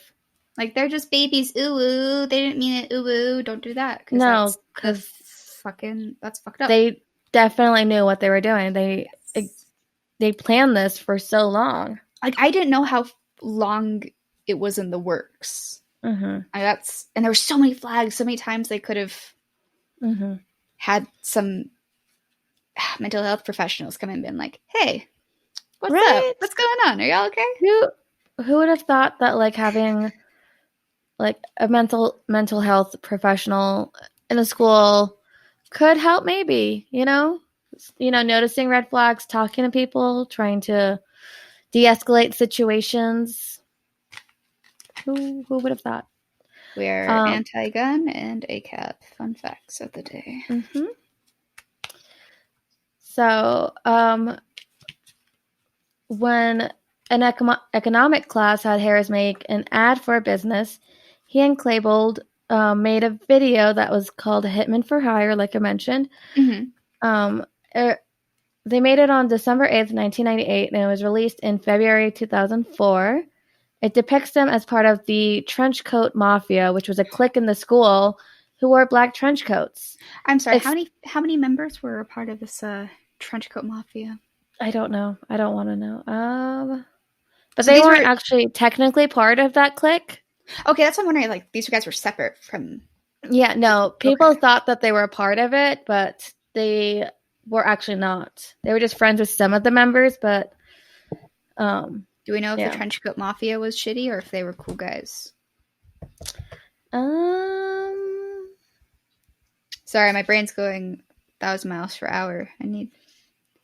I'm not quite sure because I didn't really want to, like, look into too much of this because there was already so much information. Completely fair. And I was very overwhelmed very easily about it all. Especially with you being as empathic as you are, I feel like this would have been tricky. So I'm very grateful and impressed that you brought this story to light. I feel like it's a very important thing to talk about.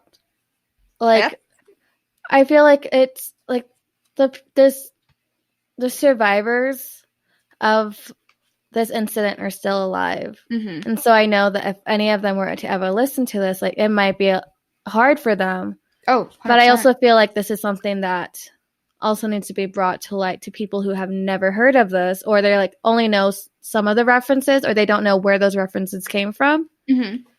And being like, you can't pretend it didn't happen. Yeah. You need to learn from it, essentially. And pretty much this is like kind of sadly like the part of like when it started, and when it wasn't the norm. Yeah. And sadly now it seems like it is part of the norm. Like when I went to school, you weren't being taught in elementary school about school shootings and what to do in school shootings, but now it's like mandatory. Like every school has to do like those like, what's it called? Like drills kind of thing? Yeah, pretty much. They do like school shooting drills for it. I can't even imagine the like psychological effects of that. Yeah. First off, like just imagining like, okay, you learn about earthquakes because they happen out of nowhere, but they could happen all the time. Like I had to do like drills about drills, yeah, there was drills about like if there was like really bad hurricanes or whatever, or like fires. But like for school shootings, it shouldn't have become a norm where you have to always be prepared and know what to do about that. Like you should learn about like, okay, if something happens, like we need to know about it, but like to have it become like a drill where you like already accepted. Yeah, that you already know that this is the normal. It shouldn't be a normal. No. And that's the thing is like this story is, I don't want to do this as like a way to idolize it and to like make people be like, oh, I should know. Like I don't know how to explain it. No, I think it's hard because having a case like this where it is idolized, it is like glorified essentially, which is fucking awful. It's important to remember the victims more so, and I'm glad that there's been that more so trend of not really showing the perpetrators, because I feel like that is a, more or less a deterrent. Yeah. Because if you're trying to up your kill count essentially to have your name remembered, that's going to be a pretty good incentive for some people, which is awful. Yeah. They're going to want to become that next thing. They want to become that next. They want to cause the next whatever. And it's like, no, like, fuck that. Fuck fuck that. It. Gun control, please, and thank you. Mm-hmm. If you guys don't agree, I don't know what to tell you. Yeah.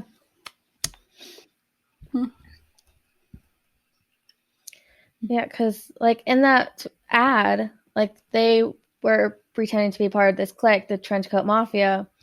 They wore black trench coats, and the video seemed kind of a dress rehearsal, showing them walking the halls of the school and shooting bullies outside with fake guns.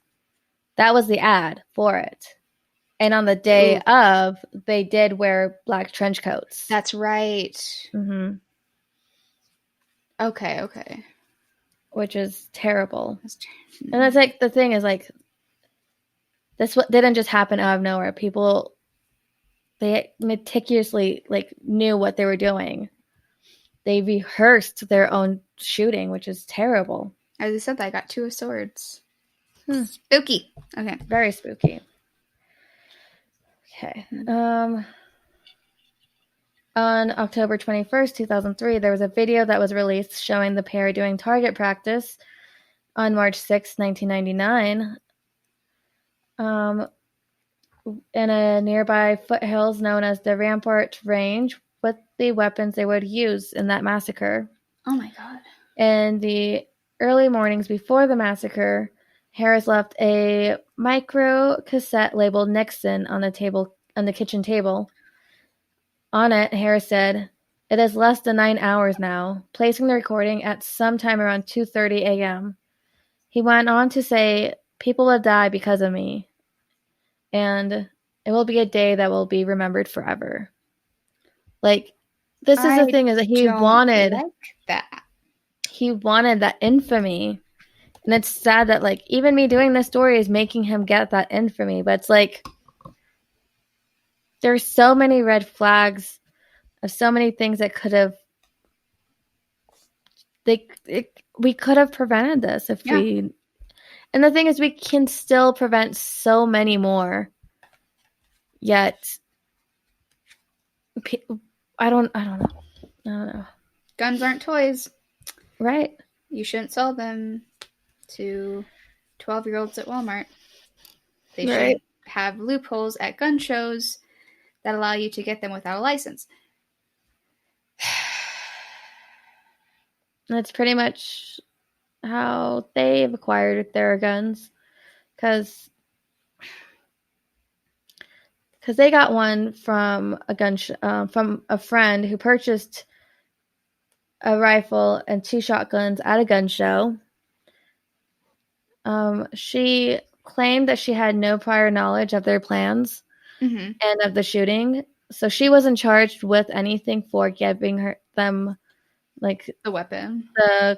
With some of the weapons, she had purchased a carbine rifle and the 2 shotguns for the pair from the gun show. And 3 days before the shooting, she went to the high school prom with Claybold. Oh. Yeah. And like she says that she had no idea what was going to happen. She just got these guns for him. Ugh, spooky episode. Yeah. But there was these 2 other guys who were named Mark Maines and Phil Duran, who had worked with Claybold. Phil Duran worked with Claybold and Harris, and Claybold bought a handgun from Mark for $500 from another gun show in January, and like they would all go to the range, and like they were in the video also apparently where they were doing the target practice. Oh, really? Mm-hmm. And so the 2 guys, Mark Maines and Phil Duran, they were both prosecuted. They were both charged with supplying a handgun to a minor and also with possession of a sawed-off shotgun. So they were sentenced to a total of 6 years and 4.5 years in prisons, respectively. Damn, okay. Yeah, for supplying the weapons that they would use. But in addition to those firearms, they also tried to make their own explosives. That's right. Using instructions from the internet and the Anarchist Cookbook, they constructed a total of 99 bombs. I'm sorry. No.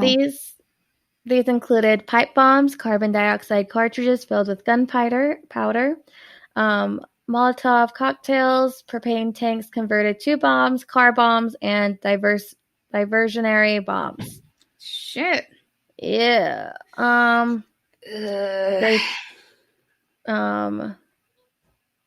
They used a bunch of different stuff to kind of for the ignition, like timing devices built from clocks and batteries, matches, model rockets, igniters. It's crazy. During the massacre, they carried lighters as well as match strikers taped to their forearms to light the pipe bombs and crickets. They had 45 crickets, which were the carbon dioxide cartridges that were filled with gunpowder. They had 45 of them. 8 were detonated. And they had 9 Molotov cocktails, 2 of which functioned apparently. This is the worst use of a Molotov cocktail I've ever seen. Right? And I'm like, how did you get... Why? Okay. They tried to also make some kind of like backpack flamethrower thing. And I'm like, what? Okay. Yeah, they tried to also get someone to like house that weapon for them, that explosive, but the guy was like, nah, man, I ain't gonna carry that in my house. Nah. Smart. they also try to recruit a third shooter. Oh, really? And they played it off as a joke when he was like, nah, son, I ain't into that. Damn, okay. Yeah. So the pipe bombs, Harris had actually contained directions of making them on his website. That's right. And his parents even discovered one of his pipe bombs. What? His journal logged the creation of 25 pipe bombs, and a total of 35 were used during the massacre, and 14 of which were apparently detonated. But I don't know about that. I didn't get a chance to like really search every single thing on this. So if a lot of it's wrong, I don't give a fuck. I believe you. I'm like, there's still a lot of bombs that are happening in this. Apparently they would give names to their pipe bombs. It feels like when dudes name their poops. Do guys do that? They do indeed do that. I hate this. I hate this so much. Happy 25th episode, buddy. Oof. They also made those propane bombs, and I believe that's how they try to turn their cars also into bombs, because they would use pipe bombs and those propane tanks. And so they had 8 pipe bombs in Claybold's car and 1 in Harris's, apparently. And they also carried 2 knives each, which they never used actually, but Harris had one in a sheath taped to his ankle, and Claybold had one that was a cobra knife, like it had a curved blade and several spikes on its handles, and I was like, that's crazy. Feels too extra. Right? So like I said earlier, the pair had pretty much intended to detonate the propane bombs in the cafeteria during the busiest lunch hour. And they planned to, after having killed hundreds of the students there, they would shoot the survivors, and that's why they brought in those guns. Oh, shit. Yeah.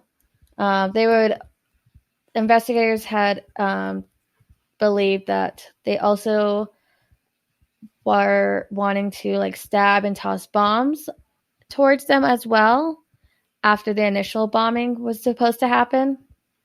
And then eventually the car bombs would set off, killing even more, and possibly like any like people trying to come in and like stop it from happening, like police vehicles and ambulances. But those pretty much almost all failed to actually happen. Several sources claimed that they planned to shoot the fleeing survivors from the parking lot, but then they moved to the staircase on the west side of the school when the bombs failed, because like apparently like the library was above the cafeteria or something, so like they were on like that staircase. That would make sense. Okay. And others claimed that the top of the staircase where the massacre began was just their preferred spot to wait for the bombs to go off all along. So, I don't know. Who knows? There was a total of 188 rounds of ammunition fired by the perpetrators during that massacre. Oh my god. I'm not going to go into all of that. Apparently, law enforcement fired 141 rounds during exchanges of gunfire with the shooters. So, shit. Like, that's one way to de-escalate something, I guess. Not really. Yeah. So, for them to plant those bombs, on Tuesday morning, on April 20th, 1999, the two killers pretty much had placed 2 duffel bags in the cafeteria, and each of them contained propane bombs, and they were supposed to be set to detonate at 11:17 a.m. during that lunch shift. There was apparently no witnesses that recalled seeing those duffel bags being added. Really? Yeah, because there was already like so many backpacks in that cafeteria apparently, and I'm like, okay. Yeah. There were some people saying that like there was no witnesses. The security staff said that they didn't see anything being placed there, and there was apparently a custodian who was replacing the security footage tape, like the VHS videotape, at around 11:14. So that might have been around the time that the duffel bag had actually been brought down. Oh, okay. Maybe it was a coincidence. Maybe they like tried to figure out when things would be moving around. Who knows? We'll never know. Weird coincidence, but that's just me. Right? Or maybe it's their way of being all like, oh, we just don't have that footage anymore. Oh, you think? I don't know. I'm all like, it's pretty shady that people are like, how could this kind of thing happen? We've never had something like this happen. And then be like, you have security cameras. How did you not see this? And be like, who knows? That's a good point. Who knows? Yeah. Apparently some people on the internet claim that the bomb placements had been seen on the surveillance video around 10:58 a.m. I'm not going to go in and try to find that video. Fair. I don't care quite for it. I get you. It's so much. It's a lot. Yeah. Shortly after that massacre, police investigated whether the bombs were placed there during the after prom party, which was held like the weekend before. Because, like I said, 3 days before they went to prom. Just crazy. So the school resource officer was their Jefferson County Sheriff's Deputy Neil Gardner. He usually ate lunch in the cafeteria with the students, but that morning he was apparently eating lunch in his patrol car on the northwest corner of the campus, watching students just like on a meadow, like adjacent to the school, which is kind of a weird coincidence that like the one day that he's not in the cafeteria is the day that things happen. Am I like sniffing out a conspiracy? Who knows? Y'all, is this a poop conspiracy? Probably. Most likely. A poop-de-doopy? A oopsie-doopsie poopsie? Your Honor, I would like to plead the oopsie-daisy defense. Oopsies.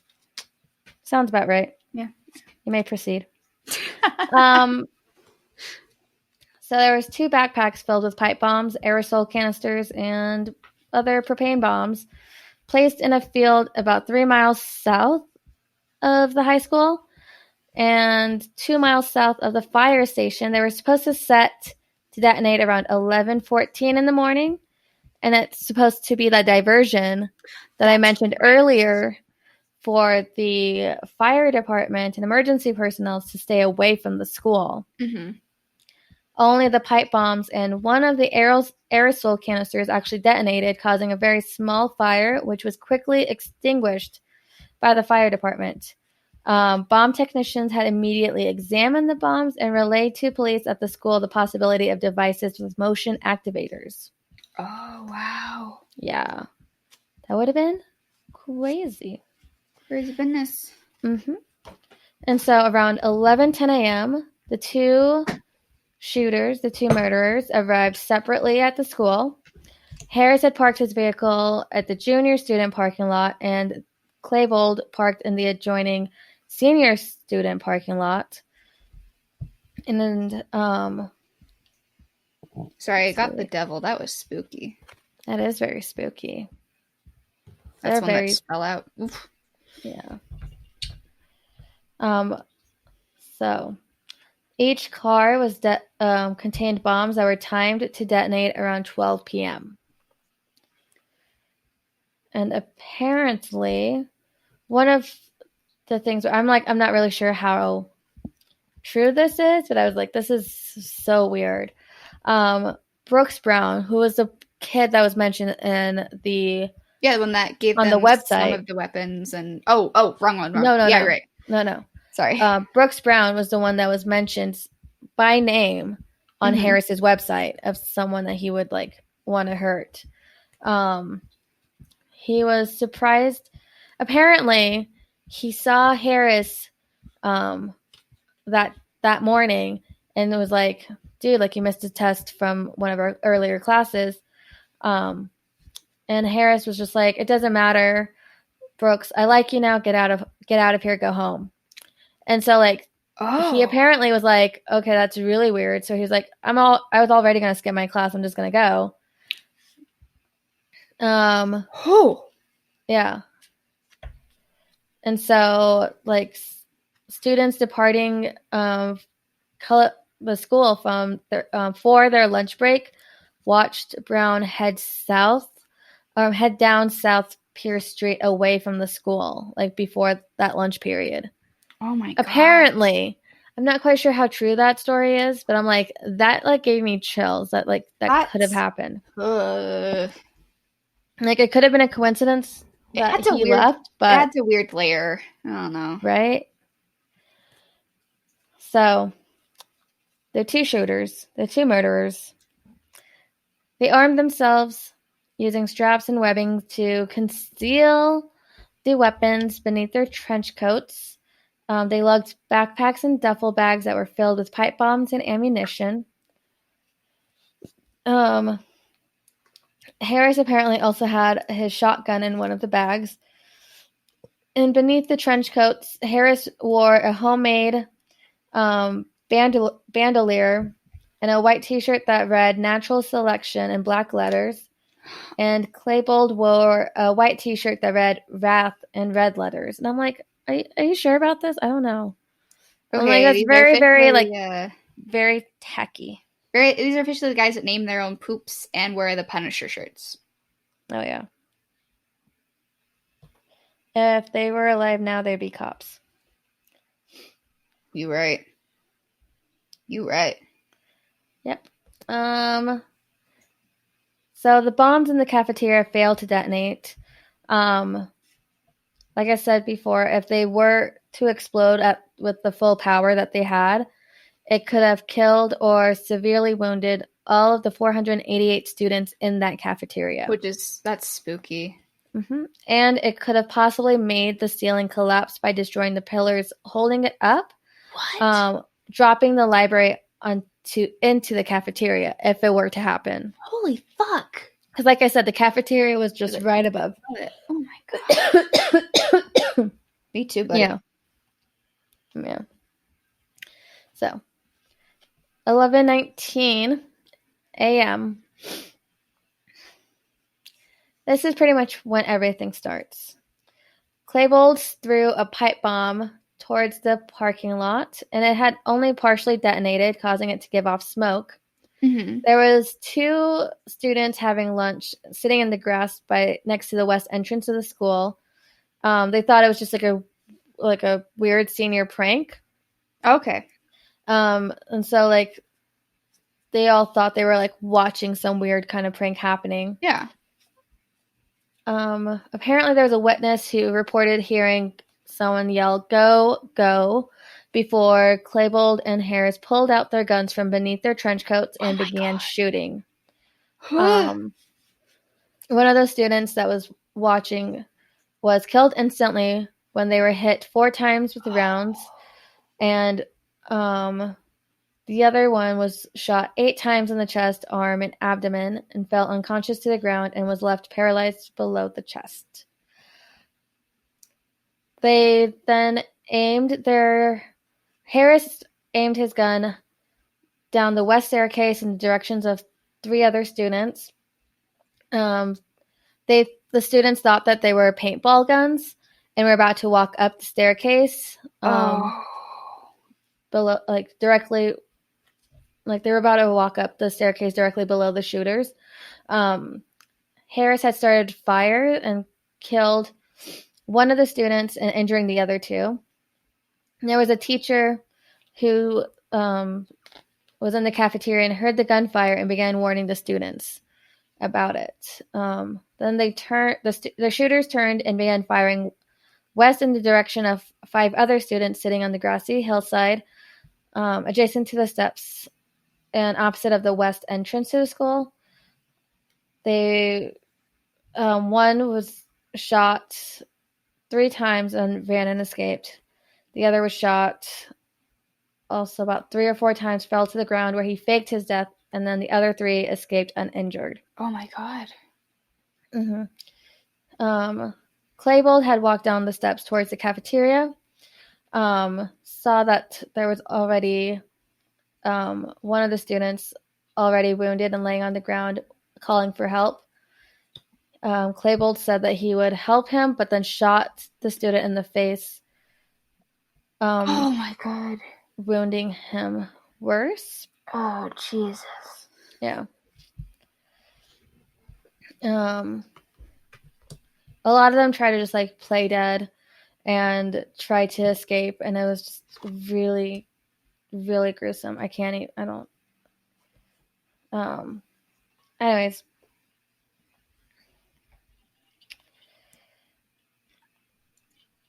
So apparently there were some officials that speculated that when Claybold briefly entered the cafeteria, he didn't shoot the people inside because he went to check on the propane bombs. He was still on top of the stairs shooting people, and he severely wounded and partially paralyzed some of the students as they tried to flee. Claybold came out of the cafeteria and went back up to the stairs to join Harris, and they shot at students standing close to a soccer field, but they didn't hit anyone. They walked towards the west entrance throwing pipe bombs in several directions, including onto the roof. Only a few of those were actually detonated. And witnesses apparently heard one of them say, "This is what we've always wanted to do. This is awesome."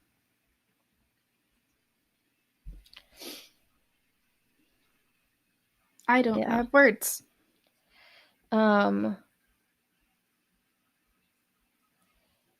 Yeah. There was another art teacher who was inside the school.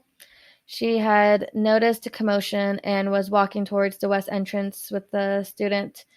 She was intending to go outside and to tell the 2 students to knock it off, thinking that they were filming something or that it was a prank. Mm-hmm. And as the student opened the first set of double doors, the gunman shot out the window, injuring him with flying glass. And the teacher was hit in the shoulder with shrapnel. They ran back down the hall into the library, and Nielsen alerted the students inside to the danger, telling them to get under the desk and keep silent. She dialed 911 and hid under the library administrative counter. The student fell to the floor, bleeding from his injuries, and hid inside the magazine room adjacent to the library, apparently.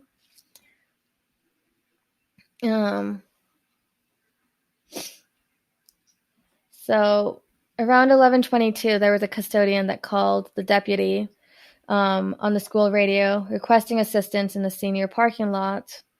The only paved route took him around the school to the east and south side of the Pierce Street.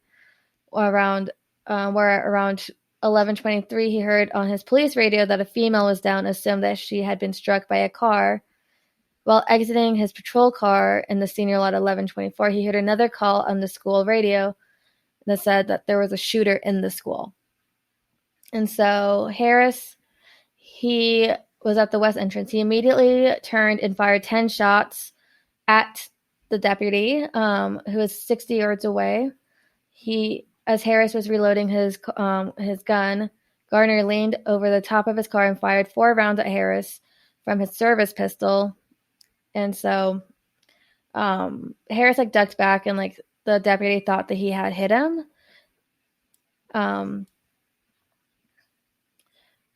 Like Harris reemerged, shot 4 more rounds at Gardner before retreating into the building.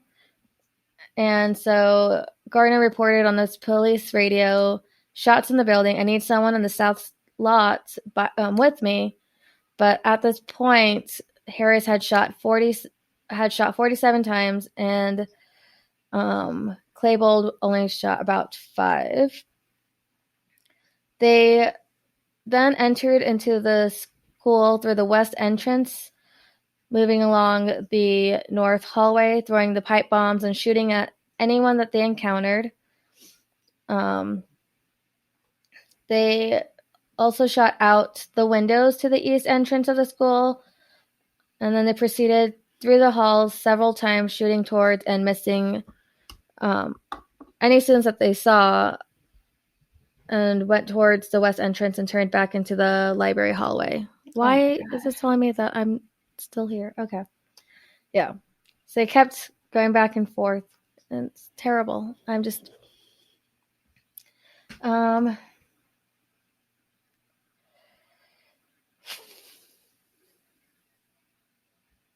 So there was another deputy who heard that there was that female down on the radio, on that call. He took the shortest route he could on his motorcycle to get over to the school, and saw there was another deputy following him in a patrol car, and they began to rescue 2 wounded students near the ball field when another gunfight broke out at 11:26. Harris had returned to the double doors and again began shooting at the school deputy, who returned fire. And from the hilltop, one of the 2, Deputy Smoker, fired 3 shots from his pistol at Harris, who again retreated into the building, and like before, no one got hit.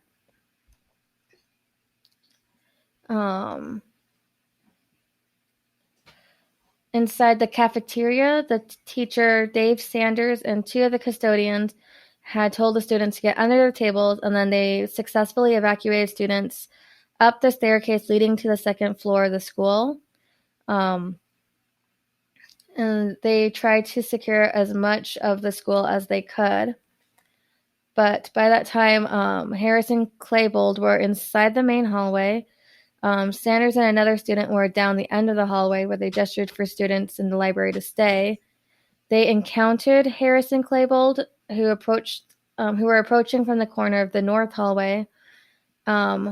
Sanders and the student turned and ran in the opposite direction, and so the two shooters shot at them, with Harris hitting Sanders twice in the back and neck, but missing the student. The student ran into a science classroom and warned everyone to hide. And then Claybold walked over towards Sanders, who had collapsed, and tossed a pipe bomb into the cafeteria, then returned to Harris up the library hallway. I'm getting towards the end, eventually. Weird. It's just...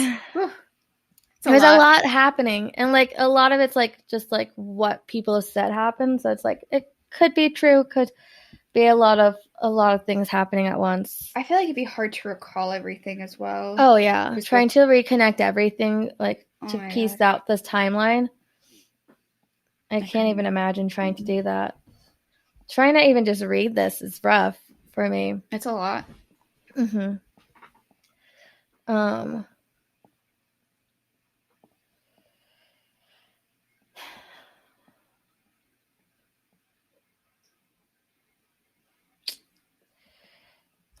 Okay. So as the shooting kept happening, the pipe bombs were being tossed in the hallways and down into the cafeteria.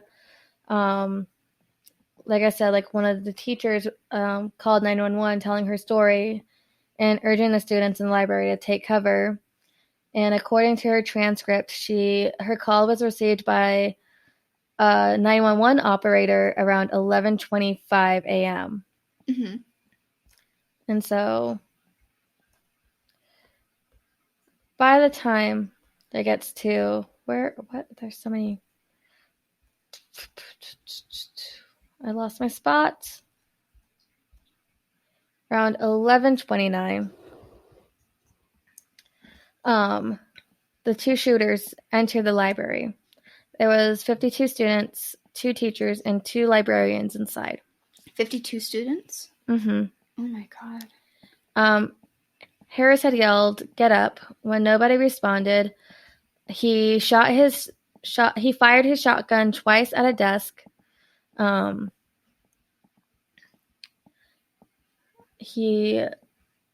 of the students that was standing near a pillar when the 2 shooters entered had taken cover behind a copier, and he apparently was hit by wood splinters in the eye and lower back. And then he went to hide in the administrative counter once the 2 shooters started to move. Mm-hmm. So they walked into the library towards the 2 rows of computers. There was a disabled student who was sitting at the north row. Part I knew about. Mm-hmm. He was shot at twice, fatally hitting him in the head and back. Because apparently he didn't know to hide, but I guess he really liked pandas. Yeah, that's rough. Yeah. The shooters put down their ammunition, their duffel bags that was full of their ammunition. The lower rows of computer and reloaded their weapons. They walked between the computer rows towards the windows facing the outside staircase. They began shouting and speaking to all the students in the library. They ordered everyone to get up, saying that the library was going to explode. They stated how long they had been waiting for this and seemed to be enjoying themselves, shouting things like Yahoo after shooting. They were apparently repeatedly ordering the jocks to stand up. One of the 2 said, "Anyone with a white hat or a sports emblem on it is dead." As wearing a white baseball cap at Columbine was a tradition among sports team members, but no one stood up and several students tried to hide their white hats. Oh my god. Noticing that the police were evacuating students outside the school, windows were shot out in the directions of the police. The officers returned fire and the gunmen retreated from the windows. No one was injured during that part. Claybold removed his trench coat. He shouted for the jocks to stand up, but when no one did, he said, "Fine, I'll just start shooting," and fired his shotgun at a nearby table, injuring 3 of the students hiding. Harris, he walked towards the lower row of computer desks with his shotgun, firing a single shot under the first desk from a short distance away while down on one knee. He hit one student with a mortal wound to the neck. He then walked closer, got on one knee, and shot under the adjacent computer desk, injuring another student. I'm not even going to finish that one. It's just too much. So, Harrison started walking over to a table south of the lower computers tables, slapped the surface twice, and knelt saying peekaboo to one of the students before shooting her once in the head. Oh my god. He had been holding the shotgun with one hand at this point, and the weapon had apparently hit his face in the recoil, injuring his nose. But yeah. After shooting that student, Harris then turned towards the next table where there was another student sat next to the table rather than under it. He apparently had asked if that student had wanted to die, and she responded with a plea for her life, and then he laughed and responded, "Everyone's gonna die." And when Claybold said to shoot the student, Harris had responded, "No, we're gonna blow up the school anyways."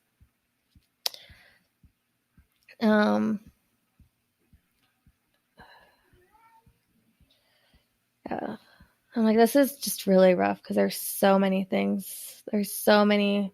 It's heavy. Yeah. But I'm just going to try finishing through this part, and maybe I'll do next time just like there's so much that happens in this. I can't imagine researching this one. Yeah, I was just like, okay, I'll do this because I've changed my story like 10 times, and I'm like, there's so much going on in this. Yeah, there was a student that Claybold had noticed that was trying to provide aid to another student. Claybold noticed that like his head was like above the table, and so he shot at the student, hitting him twice in the head and once in the foot. The student was knocked unconscious, but he actually survived. Claybold then walked towards another table where he discovered another student, or 3 other students hiding underneath. And I can't. I don't want to. Like they're also racist. Let's just say that, and terrible. Oh. I did not know that. Yeah. According to witnesses, they taunted one of the students for a second, making derogatory racial comments. Then they also both fired under the table. But Harris shot the student once in the chest, killing him. Oh. And then Claybold shot and killed another student. Oh my gosh, I can't. It's just. Well, one of the students that wasn't shot, that was at that table, like was just covered in the blood of his friends. Oh my God. Faked being he faked his own. He tried to fake his own death, and Harris apparently yelled, "Who's ready to die next?" He turned and threw one of his other bombs at the table where 3 of the students were located. It landed on one of their thighs, and one of the student next to that one that it fell on noticed and tossed it back or tossed it behind them, and it exploded in midair. So Harris walked towards the bookcases between the west and corner section of tables in the library. He jumped on one and shook it, apparently attempting to topple the bookcase, and then shot at the books which had fallen. And then Claybold walked to the east area of the library, and then Harris went from the bookcases past the central area to meet Claybold, and they shot a display case next to the door, then turned and shot towards the closet table, injuring another student in the head and shoulder. He then turned towards the table to his left and fired, injuring 3 of the students with the same shotgun blast. Then they moved towards the same table and fired several shots, killing one of the students over there.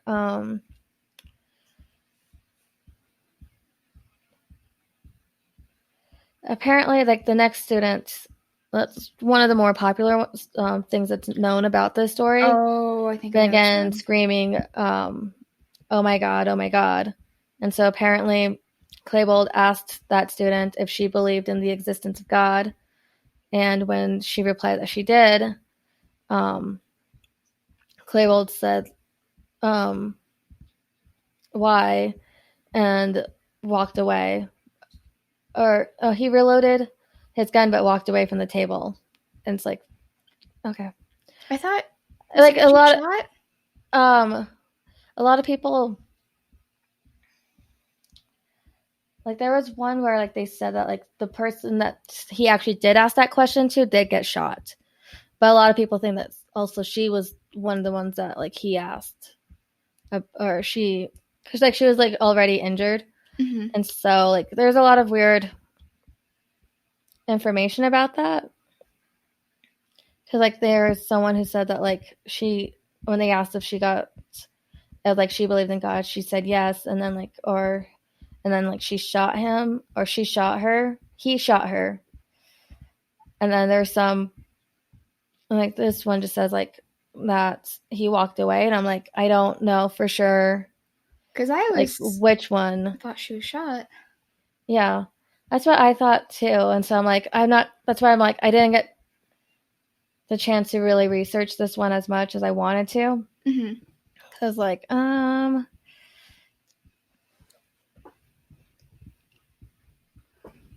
no, the kid that was disabled, that one got me. Me too. I just it's like, how do you so much. that? There's so many people that are just wounded and like dying from this, and it's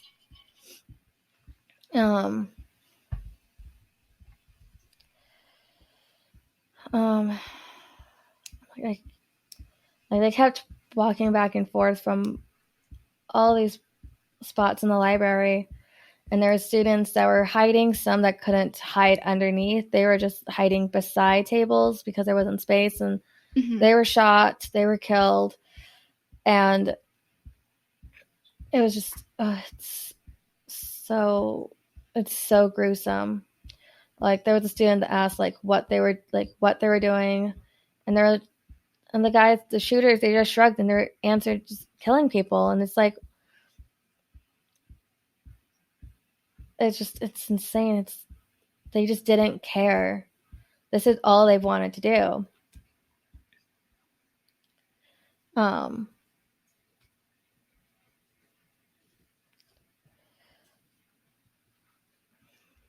Where was I?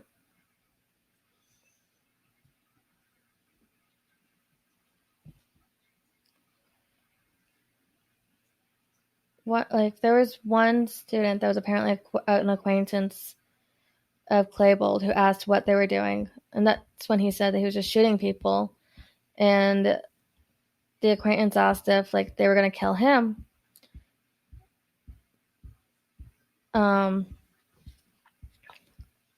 He, like Claybold was just like what, and Savage, or the student asked whether like they were going to kill him, and so he just said no and told him to run. And I'm like, it's really weird for a guy that was like didn't give a shit about anything but let one of his acquaintances go. And then Harris, like earlier beforehand, saying like was like, get apparently, out of here.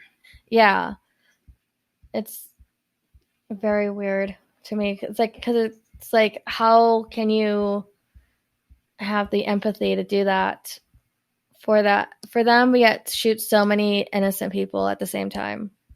I can't begin to fathom. Right? Because then apparently that student left, escaping through the main entrance, and then Harris had started to fire his gun at the table directly north of where he had been, hitting another student. And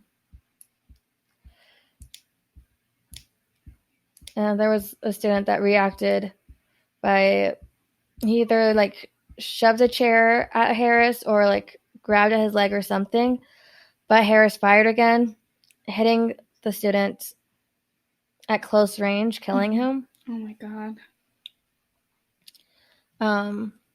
They just pretty much started like moving around south of that library, shooting randomly under other tables, just wounding other students.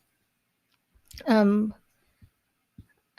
that library, they had killed 10 people and wounded at least 12. Apparently at that point, Claybold was apparently quoted to have said that they might start knifing people, but they never did, because they headed towards the library's main counter, and Harris threw the Molotov cocktail towards the southwestern end of the library, but it failed to explode. they saw some other students, and they saw one that had a white hat, and they asked them if they were a jock, and they said no, and they're like, that's good, we don't like jocks. And apparently Claybold asked them to give him one reason why they shouldn't shoot him and kill him, and the student was just like, I don't want trouble. And they responded back, just, trouble? You don't even know what trouble is. The fuck? Yeah. Apparently the student then tried to correct himself, saying that that's not what I meant. I don't have a problem with you guys. I never will. I never did.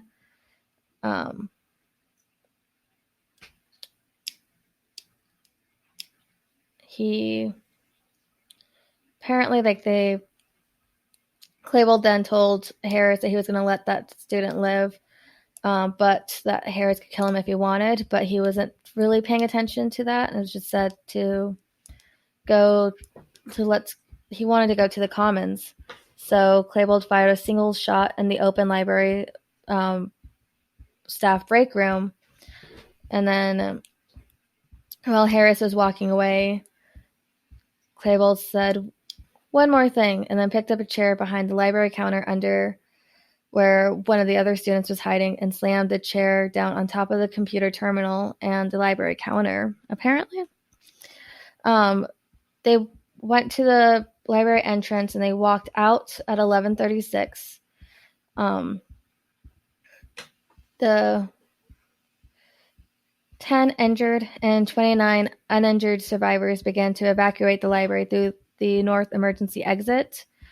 There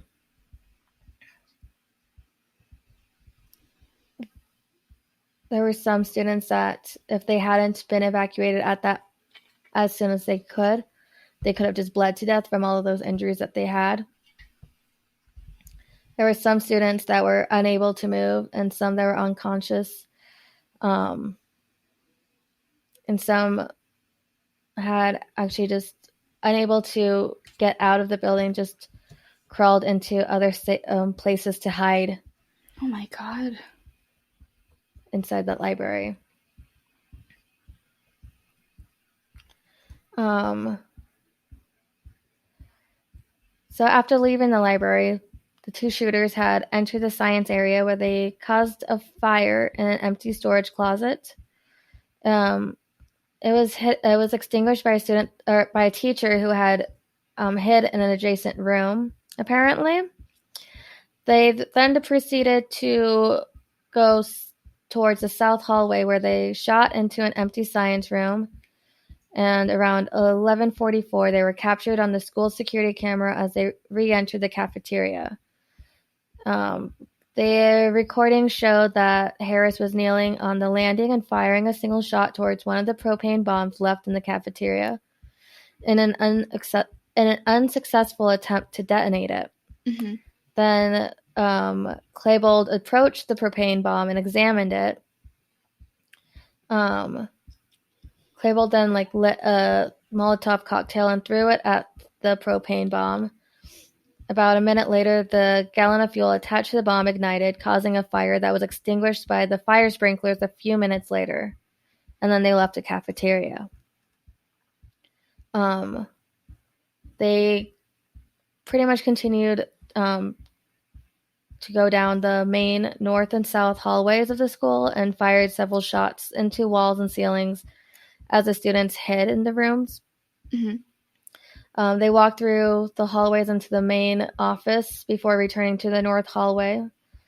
And then they returned to the cafeteria and briefly entered the school kitchen, then returned up the staircase and into the south hallway around 12. They re-entered the library, which was empty of the survivors, except for the unconscious and injured ones.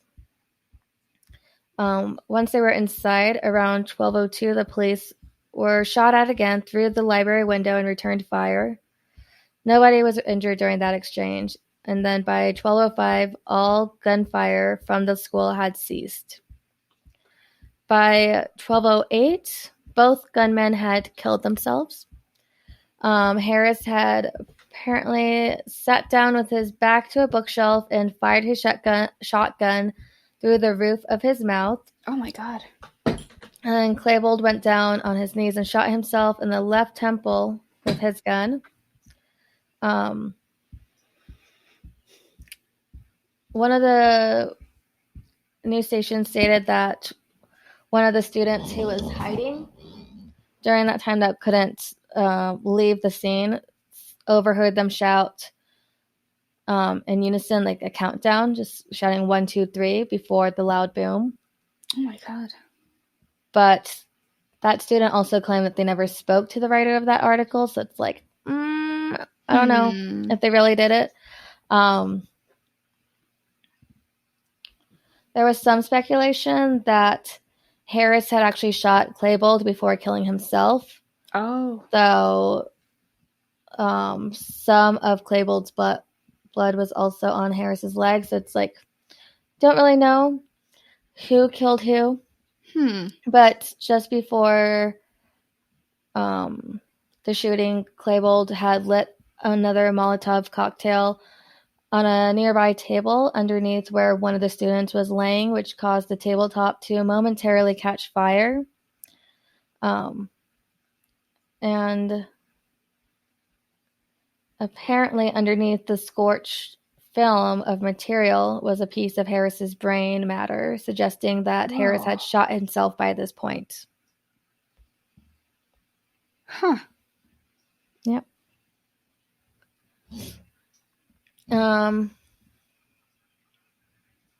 So pretty much that's the end of that part. I got to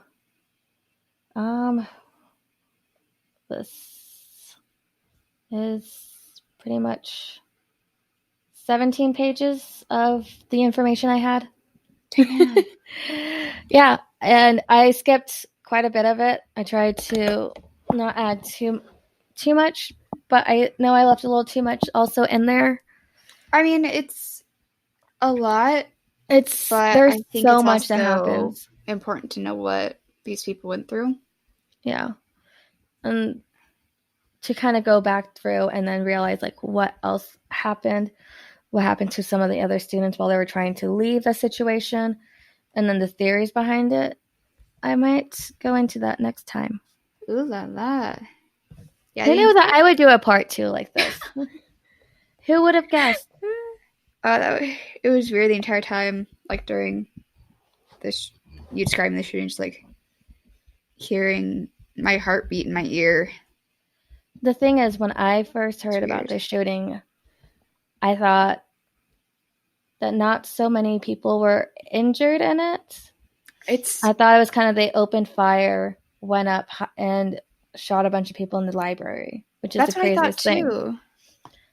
But to like know that there were so many bombs, there were so many devices involved, that they went back and forth, just shooting aimlessly. It's crazy. Because you said it started at 11:19, ended at 12:05. 12:08. 12:08? Yeah. That's a long time. Yeah. To not have... And for, like, the cops to only be outside, like, shooting at them some of the time. I'm like... It's a long time. It's a long time. I'm trying to think of the words. There are no good words. Like, it's important to know so we can know what people went through. It's also important to know so that we don't glorify the people. This is not something that should be glorified at all. This is a terrible thing that terrible people did. Do you mind if I take a small little break before we end this? Oh, yeah, you're good. I gotta pee. All right. Don't look at me. Don't look at me.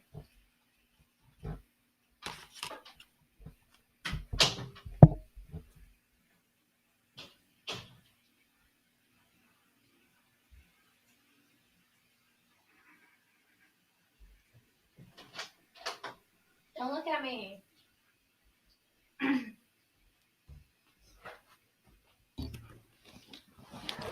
Hello. My bladder is not full anymore. You keep scaring me, so you're like, don't look at me. I'm like, Sorry, that's our Moo. show. Okay. That's me yelling at Moo. He's baby. I'm guessing he needs to pee. Or he wanted to watch me pee. I mean, both. Why not both? Why not both? Yeah. Hooey, I'm excited to hear next week about, I'm guessing, kind of like the aftermath and theories behind stuff. Yeah. I applaud you for researching all of that.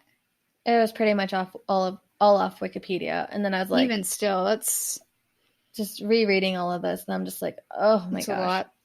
Yeah. There's so much. How do we end this on a good note? Remember when we made fun of Mormons? I love our accidental double episodes. Right? That was interesting. When you started talking about like the guns and the ghosts, I was like, huh. Ruh-roh, Raggy. Ruh-roh. Oh, I can tell you a cool ghost fact about that place that I forgot to tell you earlier. So apparently, because a lot of the rooms at the Winchester Mystery House are dangerous, they are like plexiglassed off, so you can't go there. And so people will be on tours and they're like, how'd that person get over there? Because they'll see people like walking around there, and the tour guides are like, people physically can't get over there. So they'll see ghosts walking around. Ghosts are allowed in the restricted areas. That's unfair. Like ghost VIP. I want to be a ghost VIP. I mean, big mood, fair. Ghost VIP. Yeah. Yeah. Do we have any, Oh! Do you have a song recommendation? Wait, did I say it right? Did I say it right? I think so. A song rec. I'm gonna do Stay Gold by BTS. Stay Gold by BTS. It's such a hopeful song. And it's so cute. And the music video makes me emotional. About them staying gold. Staying gold. I'm positive. I'm gonna do Hot Stuff by Donna Summer, because... You're obsessed with that song recently. Have you listened to it? No. You should play it really fast. Right now? As we're recording? I'll play it right after we finish recording. Okay. I'm like looking it up It's now. a bop. Donna Summer had it going on. I'm just saying. Is she like Stacy's mom who had it going on? And pretty much, she was the queen of disco, so. Nice. Just saying. Do you have any parting words of advice?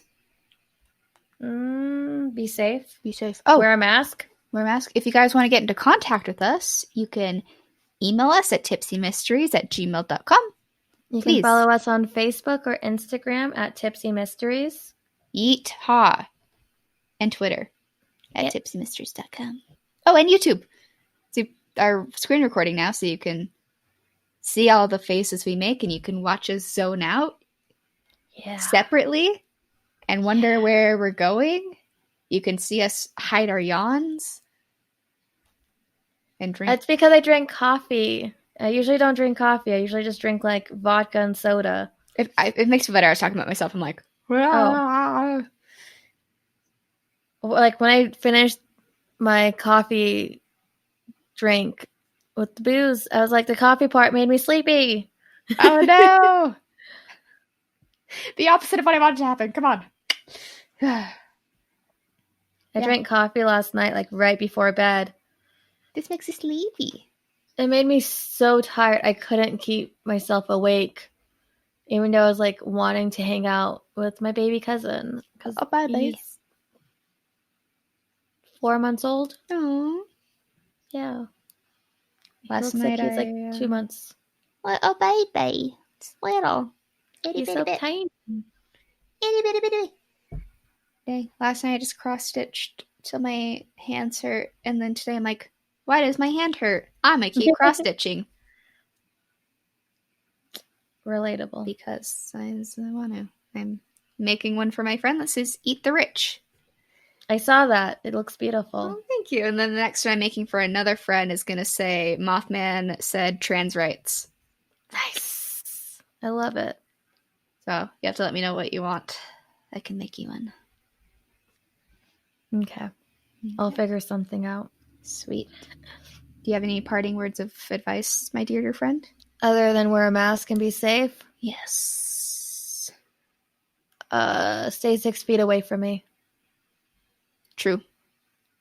I work in retail, and I just want people to social distance and wear a mask and stay safe, and to don't be an asshole.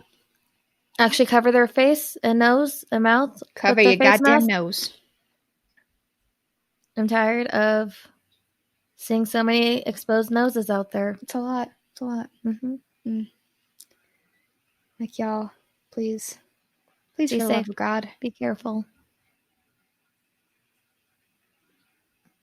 My job is like talking about how it's trying to prepare for the second wave of the pandemic, and I'm like, we're not done with the first wave, but okay.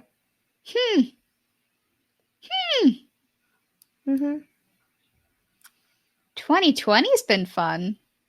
Yeah. Rutro raggy. Rutro. It's retro. It's been wild. Do you think I can get a funny title out of this episode out of poop? Yeah, you're going to talk about Fortnite and poop. That's what I'm thinking. Is like what would Fortnite be? Never-ending Fortnite. Never-ending Fortnite building. Never-ending Fortnite. Perpetual Fortnite. Perpetual Fortnite and boy's name. No.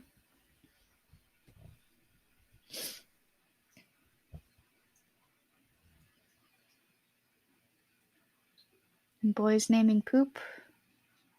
Poops named by boys. Turd names. I feel like it needs to add naming AOL turds to it. AOL?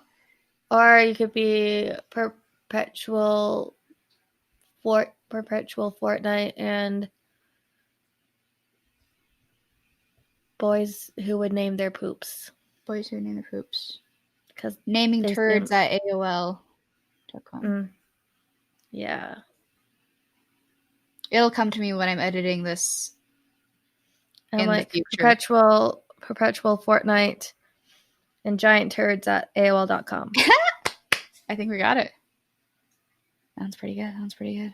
Yeah. Yeah, nice. I gotcha. Woo-hoo! I've got something creative in my head once in a while. That's one of my favorite parts of this podcast is our fun titles. I think they're fun. They're good. They're good. I like them. What am I saying?